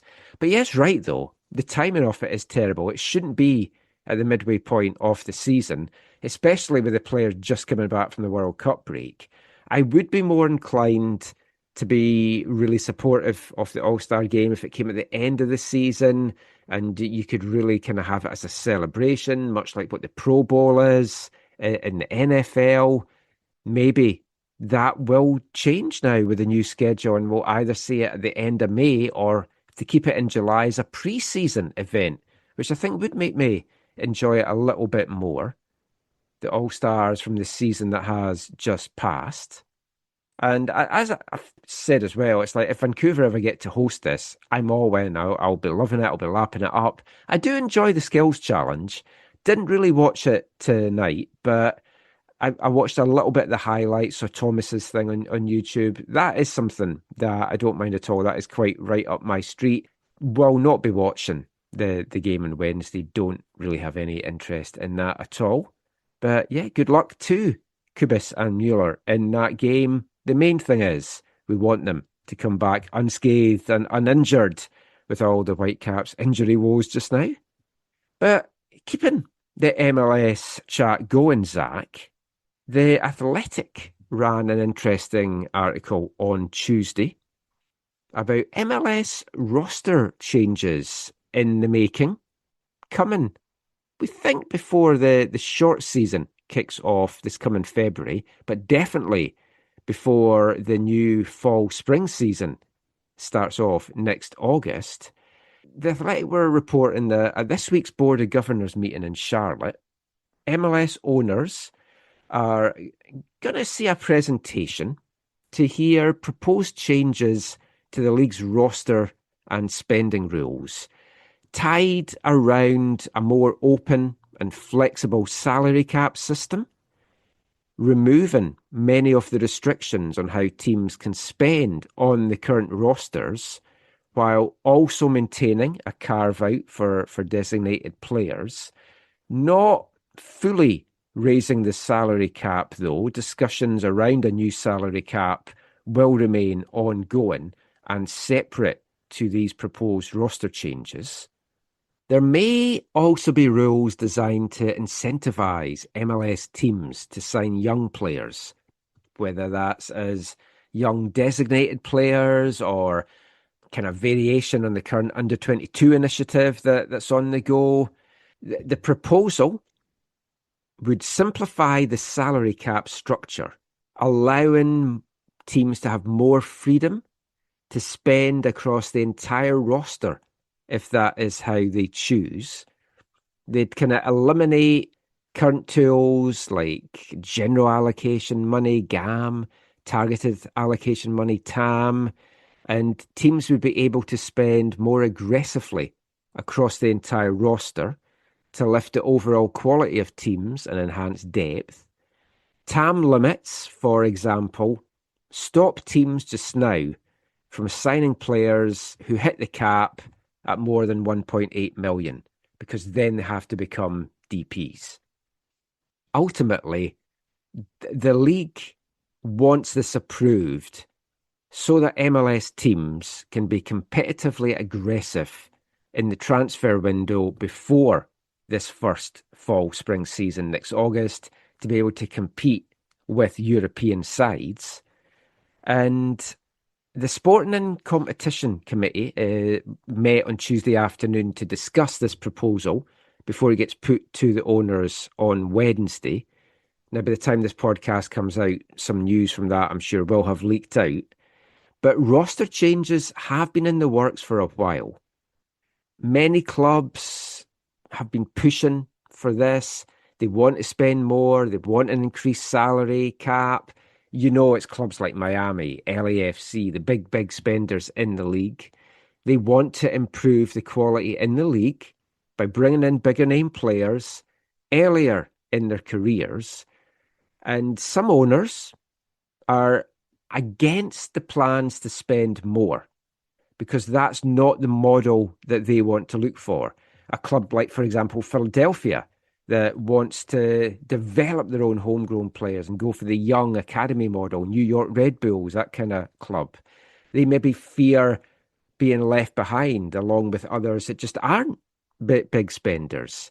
And we're already seeing a gap in the league anyway between the teams at the top and the teams at the bottom. And that's with the parity. That's with the current system.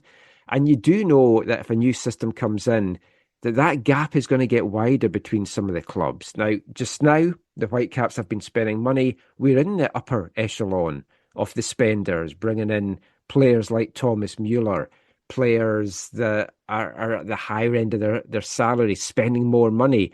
If you look at the amount of players that's on over 800,000 salary-wise at the Whitecaps right now, it's the most we've ever had at the club. But other clubs are not following that model, and they don't want to follow that model. And our good friend Jonathan Tannenwald actually put out a thought on Blue Sky on Tuesday that he's not convinced that the owners are going to vote for this enough to see this coming over the line. But I mean, ultimately, is that they need to if they want this league to grow. Yeah, I mean, in any setup like this, you're going to have that tension. You're going to have that struggle. And it'll be interesting to see how this vote comes down and how the league moves forward.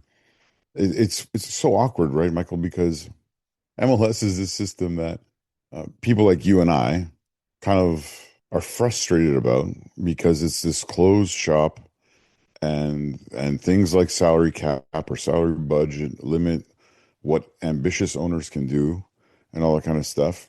And yet at the same time, you have so many, especially big clubs around the world who look at it and be like, I kind of wish we had that. Or I wish we had elements of that to, safeguard our spot in the top division to, if we had limits on salary, if we brought certain limits in on salaries, maybe we could actually make even more money because of how that would, play out. Liga MX went for the closed shop, no pro rel, and it looks like they're going to have to change that because the fans have been outraged by it and protesting about it. Why hasn't it been like that way for a little while now in Mexico? Yeah. Yeah, it's not good. The other thing with this as well, just spending money doesn't guarantee success, as the last couple of years have shown with some of the teams like TFC that has spent money, they're way down the bottom in the actual standings. But there does need to be change.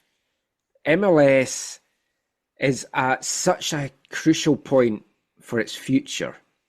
If they can get the roster budget, the rules, the salary cap to a proper level where you can bring in good quality, but you're not having all the players wanting to play in LA or New York or in Florida, which is a worry. Or kind of like the James Rodriguez situation. Who's also a free agent now at the moment. But if they can get this right, MLS can easily become a top 10 league in the world. Yeah, and things beyond attendance. Yeah. Yeah, and even beyond maybe 10th as well. But I mean, but this is the struggle, though, too, also, right, Michael? This is, again, where the tension comes in between MLS. MLS has to be careful because if they are only increasing the quality because they don't lose fans, two, get more fans. They also have to balance that with continue to make these not just franchises, but actual part of the community. And we know this from MLS. Yeah. We know the clubs who are doing a good job of it, and we know the clubs who are not doing as good of a job of it from what we see, what we hear, what we experience, right? Because, I mean, that's the thing. Like in so much of like Europe and South America, the clubs themselves, the financial realities are huge and important, but they're important because it's such a part of the community, right? You could never imagine being like the whole Save the Caps movement. You could never imagine that in all, like, so many, like, basically everywhere else around the world, because no one would be foolish enough to say, we're going to take this community organization and move it to a different community because we can make more money over there.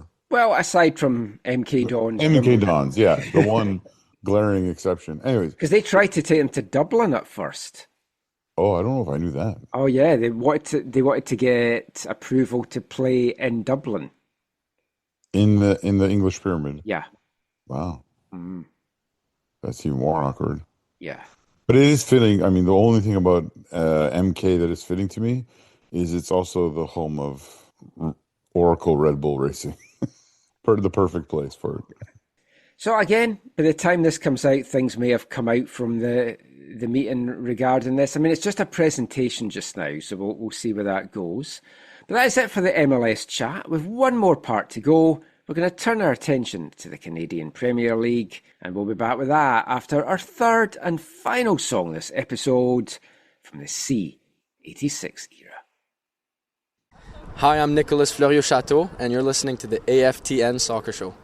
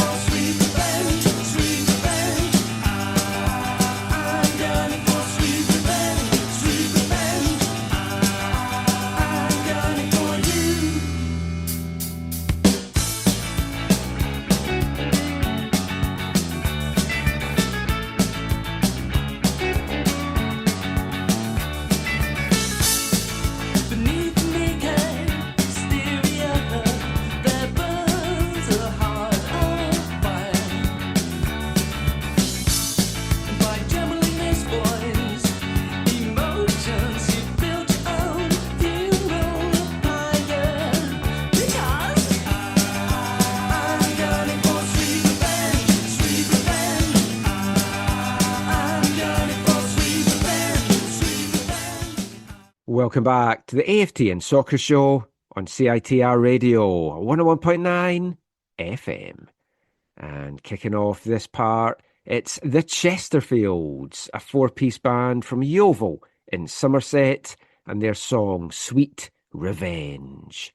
Released on April 14th, 1986, it was the opening track from their debut four-track A Guitar in Your Bath EP.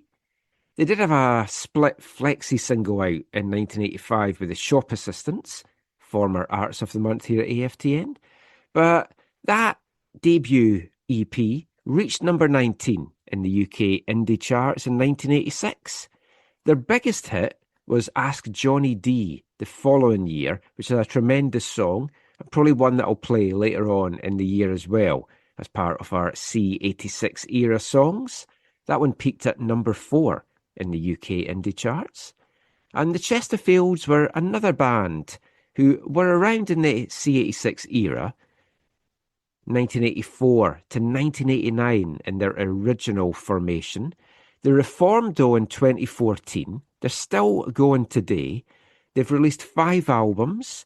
The first of them, Kettle, in 1987, was a collection of their early singles.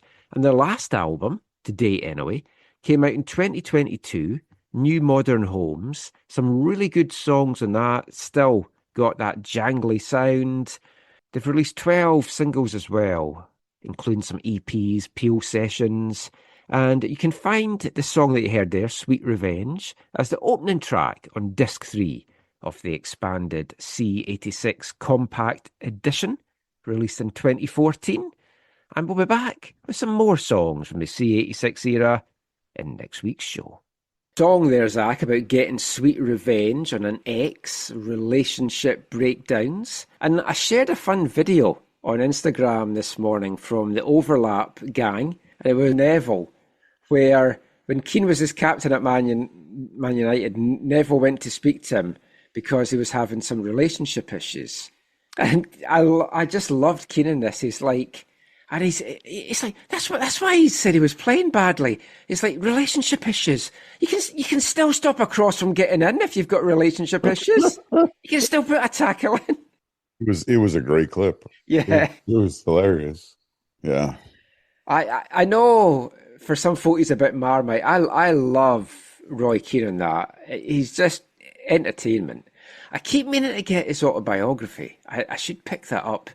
I just want to read all the stuff that he revealed in it, the stuff that got him banned, where he was talking about he deliberately injured people, and like Erling Haaland's dad, how he deliberately put a tackle in on him as revenge for stuff talking of sweet revenge.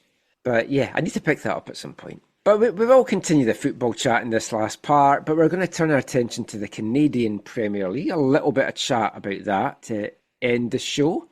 Busy few days there. On Friday, Vanni Sartini's Halifax gave up a 2-goal lead to lose 3-2 at home to Supra.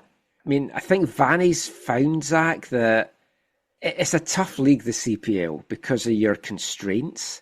And he is looking to add players, but again, you've got your constraints, and he's definitely working with different things than he did at the Whitecaps. And at the end of the year, we'll catch up with him, but it's been curious to see what he feels about how this first year's gone. His team's been playing well, but they just can't get the results done. And throwing away a 2-goal lead at home is never good. No, not at all. I can't remember if it was right before, right after this game. Did you see his comments about... he was just talking about his ideals in terms of strengthening the squad. And he talked about how he doesn't want to bring in loan players. Yes. Yeah. I see that, but it's the CPL. I'm not a huge fan of loan players in general. It works in some scenarios, like at East Fife. We usually have anything from 3 to 5 loan players a season, because you're getting them from the top teams and it's their young guys that need to be in a proving ground.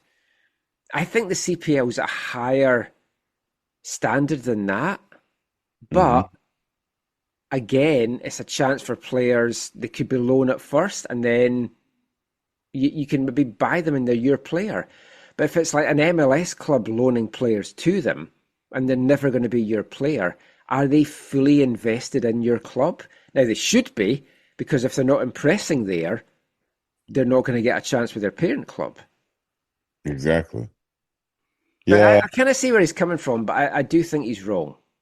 Yeah, I was going to say, I like, in theory, in principle, I don't disagree with him, but like, I at least get where he's coming from. But it's like he doesn't fully grasp the landscape on which he currently finds himself. Like, it feels like if that really is going to be their approach, they're not going to take loan players.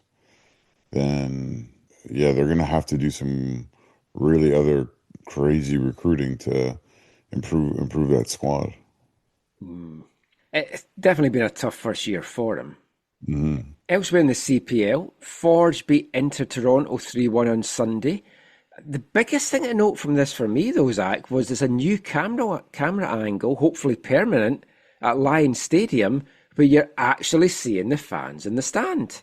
Yeah, haven't AFC Toronto been using that all along? That I don't know, because I don't watch their games. I feel like it's been used by AFC Toronto and maybe by... So the setup might be there then. Yeah. I'd love to see it at Willoughby. It's like they need to be showing that there's fans there just to stop all there's no one there. With Willoughby, though, I believe the problem is sun. the sun. Yeah. You can't put the cameras facing the sun. Yeah. I've commentated, I've mentioned before, with the sun right in my face, and it's even hard to see the pitch. Yeah. Especially the distance. It's like, who's that in the corner? I don't know, I'm being blinded. But it was really nice to see. I thought that was good.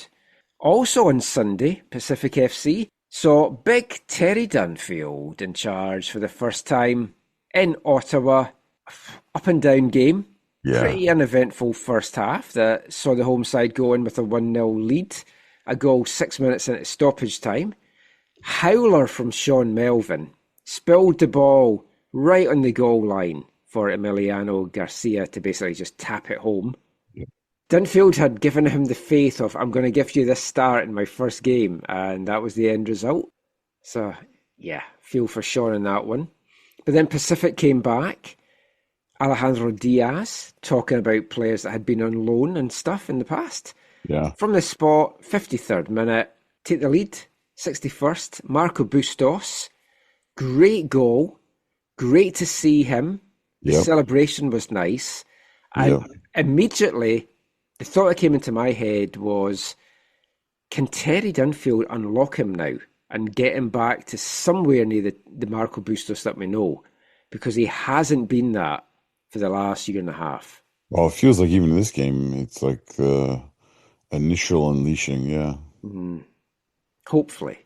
It was looking good for Pacific. They could have added more, but they threw it away. Berhalte tied things up in the 76th minute before hometown hero, former Whitecap, friend of the show, Nicolas Florio Chateau, he of the somersault, just signed for Ottawa, came on as a sub and won it with a great goal in the 96th minute. Did not give up on that. Lashed it home. Nice finish, even though the commentators kept calling him Chateau Florio. Despite his name being on his back, I was watching it and I was saying to Caitlin, this is really irritating me. And then I started to think, am I wrong? Now that he's gone back there, has he switched his names around? Even though it's on his back. So then I checked, it's like, no, it is Florio Chateau. And then afterwards, when they did the post-game interview, they called him Florio Chateau. But I'm really pleased that NFC has got this landing spot, and I really hope he does well there.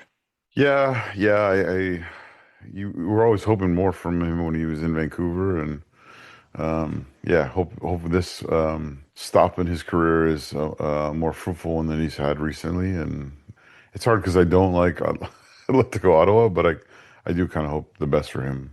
Already looks a very tough job ahead for Terry Dunfield for the rest of this season. I think he's just wanting to probably get this season out the way now and then get a chance to rebuild. All these players are auditioning, really. And players that have done well, like Diego Konings, the centre-back, was shocking in this. And he's one of their better players. Do they need another clear-out? I mean, there wasn't much turnaround going into this season. I said I was concerned about that, and it's kind of proved to be the case. I think they just need to blow it up and start from scratch. First thing they need to do, though, is find new owners. Yeah, and again, I've seen people, sharing their opinion about that online. Yeah, I think that's obviously a priority. I've saw people talking about there's a Langford election coming up or whatever. Yes, there is. All the mayoral elections take place late October, early November. Yeah, So depending who gets in could have big implications for Pacific's future at Starlight. Yeah, except for For everyone else, downtown Victoria is where they should be. Yeah, exactly. The last of the weekend games, before we get to that, I've got to say, just a public service announcement for anyone in the Fraser Valley. If you see a mandrill walking around, it's just because Vancouver FC got a giant monkey off their back. Oh my gosh. They finally, at the 17th attempt, beat Cavalry. Lys Mousset could always wait behind his shot. That's unstoppable. To fire home the winner in a 1-0 game, 59th minute. Oh my goodness. Firing VFC from the last two games into the, sit down for this everybody, the playoff places. 4th in the CPL. Yeah. And looking good. Because Pacific couldn't hold it left to go through a draw. Yes. Otherwise, it would have been 3rd. 4th on 20 points, 3 ahead of 5th placed Halifax with a game in hand, 1 behind Ottawa in 3rd. Yeah. Fantastic stuff. The game, it wasn't a classic by any means, but it was there was so much about it. I mean, you have this Cavalry side that is it's just quality, right? Cavalry and Forge are just the class of the league. They just find ways to win. They find ways to overcome. And even though in this match, they rightly went down a man, and if I can make some comments about that. Mm-hmm. I think he's from this local area. I just don't, as a player, not as a person, nothing to do with, I don't like Kobza. And I don't like him partly because of how he got Nicholas Mosqueda sent off. I think it was last year. Must have been last year. I think he's a Calgarian, but he was in the Whitecaps Academy. Oh, maybe that's what it was. Okay. But the way he got Mosquito sent off last year was frustrating to me. And I didn't think it was right. And I totally understand many other people have different views of that. Yeah, I didn't shed a tear when he got sent off, and I thought it was the right decision. I think the first yellow card was harsh, but the second one, let me put it this way: the second one, if it had happened, if that had been a Vancouver FC player, especially in the first 3 years, and their elbow had made contact with an opposing player's head, I'm pretty sure they would have been sent off with a straight red card for it.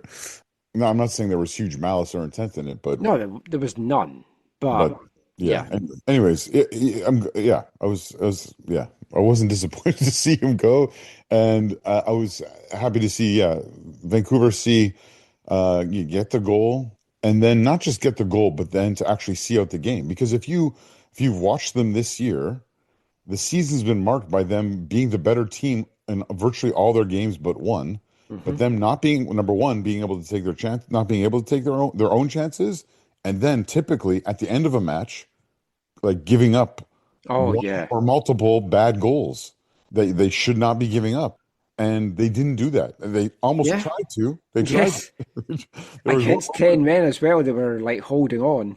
Yeah, there was Toby Warshevsky should have scored that one opportunity. Yes, blasted it over. Yeah, well, it wasn't blast. He almost sort of chipped it. It was awkward. But yeah, anyways, it was just nice for them. And to be fair, I think I sent you the audio. Tommy was respectful in defeat, if not obviously frustrated. And the same thing with Dan Klomp as well. But huge kudos to Martin Nash and Nick Dasovich and the squad and everyone at VFC for, again, it's not the kind of history you want to set. You don't want to take 17 games to beat one of your 7 rivals in your league. But just one more thing to kind of chalk off the list, and then like you said earlier, getting in the top 4 to be in a playoff spot, I think is huge. And the run they're on right now, I think, is more indicative of the quality that they have in the side and the squad that they've built this year. And I fancy them to get to the playoffs now, because when you look at the standings, like Forge out in front in 34, Cavalry played tonight, Tuesday night, got a 2-1 late win over Supra. Amir Didic with a stoppage time header. Headed it off a corner, yeah. Atletico Ottawa, they're on 30. Atletico Ottawa's on 21, VFC on 20, Halifax on 16, Supra on 14. Now this still obviously, it's a 28-game season. Most of the teams are now at 14, the halfway point. Pacific still to get their first win of the year. They're sitting on 3 points. Inter Toronto, second bottom with 12 points from 13. You have to worry about Mauro Eustachio's job as well if they do not make the playoffs this year, I feel. But it's going to be an exciting run-in. And if you can get out to any of your local teams, wherever you are in Canada, go and watch this, because it's going to be an exciting run-in, the playoffs to come as well. But I am going to put my neck on the line now, make a very bold prediction. VFC will make the playoffs. And I know you've said the feeling at the club was they were going to do that. I think they will. Well, it's one of those times where I'm really happy we agree on something. Well, last thing just about that, because you mentioned Dan Klomp there speaking after the game. Going back to Whitecaps, if they want a short-term centre-back or even long-term centre-back, I'd still bring Dan Klomp in. Oh, yeah, he's quality. I think he would fit the Whitecaps system very well and be such an aerial threat as well. Another player the Whitecaps could use as a replacement is a player that Vancouver FC did without in this game, and that's Emmerich Fotzing, who's away with the U20s. We'll talk a little bit about him in the extra podcast, but he is a guy that could, for me, he could be a Sebastian Berhalter replacement in years to come. Maybe he's the young guy that Axel and co have been speaking to. I don't think so, but it would be a good choice for the Whitecaps. That's it, though, for the CPL chat. It's nearly it for the show as well. But we can't finish, of course, without bringing you this episode's Wavelength, this section of the show where we play a song all about football, or with very strong football connections. Could be by a band, an artist, a team, fans, even some players. And last week, in tribute of the late, great King Kev himself, Kevin Keegan, we played one of his songs, which had nothing to do with football, outside of it being sung by a footballer. And he had a couple of singles that was released and made it into the UK charts. And there's been a number of footballers that have released songs over the time. Some of them with a football flavour. Some of them just songs in their own right. Nothing to do with football, just footballers wanting to become pop stars, really. So we're going to continue that theme going for this episode. Might even continue it actually into August as well, because I've got a number of these songs that I was saving to play at some point, so we may as well kind of keep the theme going. So we're going to go back to 1989, this episode, and a song from former Man United and Newcastle United player Andy Cole. And this was a single that he released in 1989 with MC Harvey. During his time at Newcastle United, it reached number 68 in the UK charts. This is Andy Cole, Outstanding.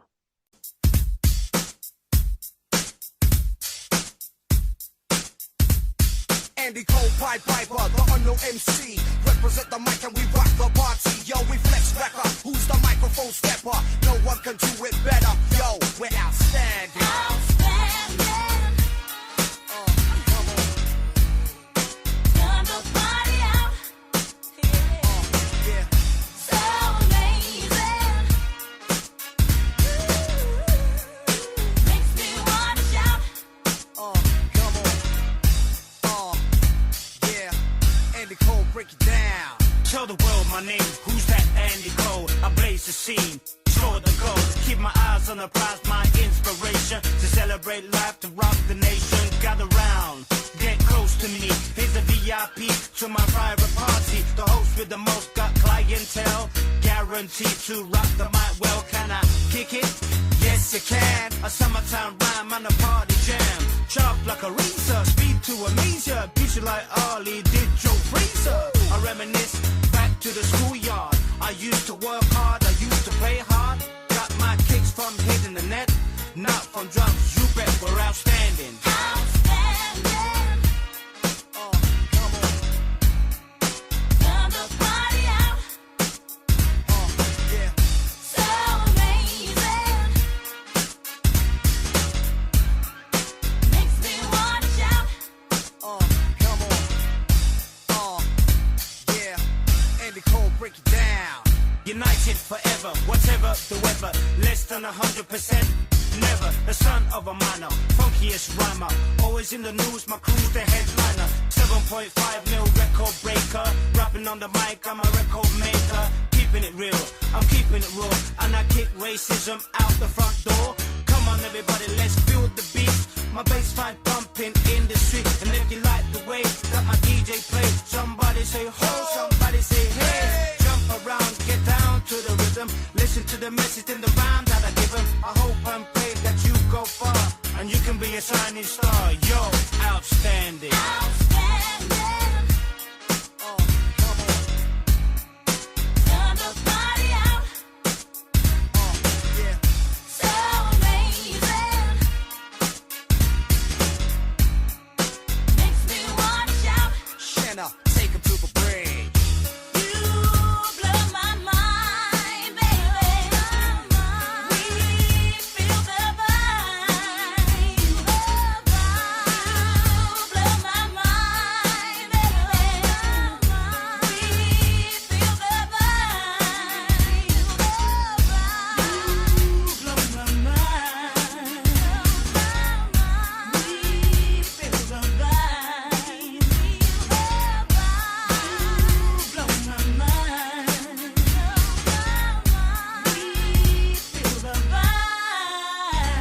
For all the children of the world looking up to me, it's not about the fame, the wealth, or the money. Chase your dreams and be the best you can. And if they say, can you kick it? Say, yes, I can. You might become a doctor, a lawyer, a striker, a heavyweight champ like Lewis the fighter. But don't let no one get you down, cause whatever you do, you'll wear the crown. Outstanding. Outstanding. Turn the party out. So amazing. Makes me wanna shout. Outstanding. From 1999, Andy Cole, Outstanding. I'm sure you'll agree yourself that that song, in its own right, wasn't that outstanding. But unlike some of the songs that's been released by footballers that had nothing to do with football, this song from Andy Cole at least does kind of mention a little bit of football parlance in it. Talks about scoring a goal, speed to amaze ya, getting kicks from hitting the net, that kind of stuff. You can let me know what you think, and we might continue these songs by footballers into next month. We'll see how that goes. But that is it now for the show, Zach. Just before we go, any final thoughts from yourself? Anything that's caught your eye this week? Any shout-outs that you want to give? Saturday's obviously a big day for football in the Lower Mainland with Vancouver FC hosting Ottawa at the Willoughby Community Park at Langley Event Center. And then, of course, as we talked about earlier, the Whitecaps are hosting Mark DeSantis' LAFC side. It's just one of those days where you wish everyone could get together and time these things much, much better, because I believe it's a 3 o'clock kickoff in Langley and then like a 4:30 kickoff at BC Place. So literally impossible to go to both games live. Really, really, really frustrating. I'm hoping to make an appearance at both, but just frustrated by that. Yeah, a lot of it though, VFC's hands are tied because of when they can get the stadium.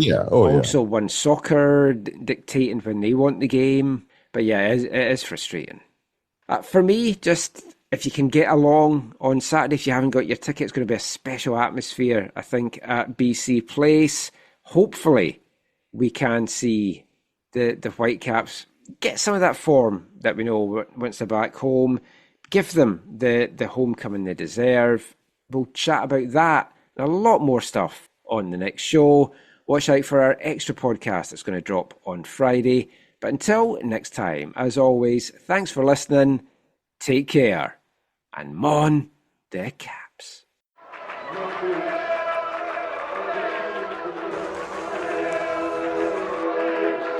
Going to your first match is an experience you never forget. The atmosphere of what's going on around the pitch looks beautiful, and you always look and go, wow, I'd love to play here one day. If you get the bug, it's going to stay with you for life.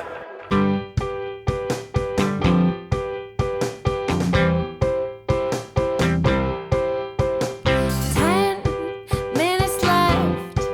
Yeah, but there's still some time. It's not the final score. We need more than the numbers we're given. Show us you live and breathe the game. You're more than a name. That's what we came for. We can bring you more than the score. Every story. Let's take this thing off of the field into the real world, away from the numbers, away from the numbers.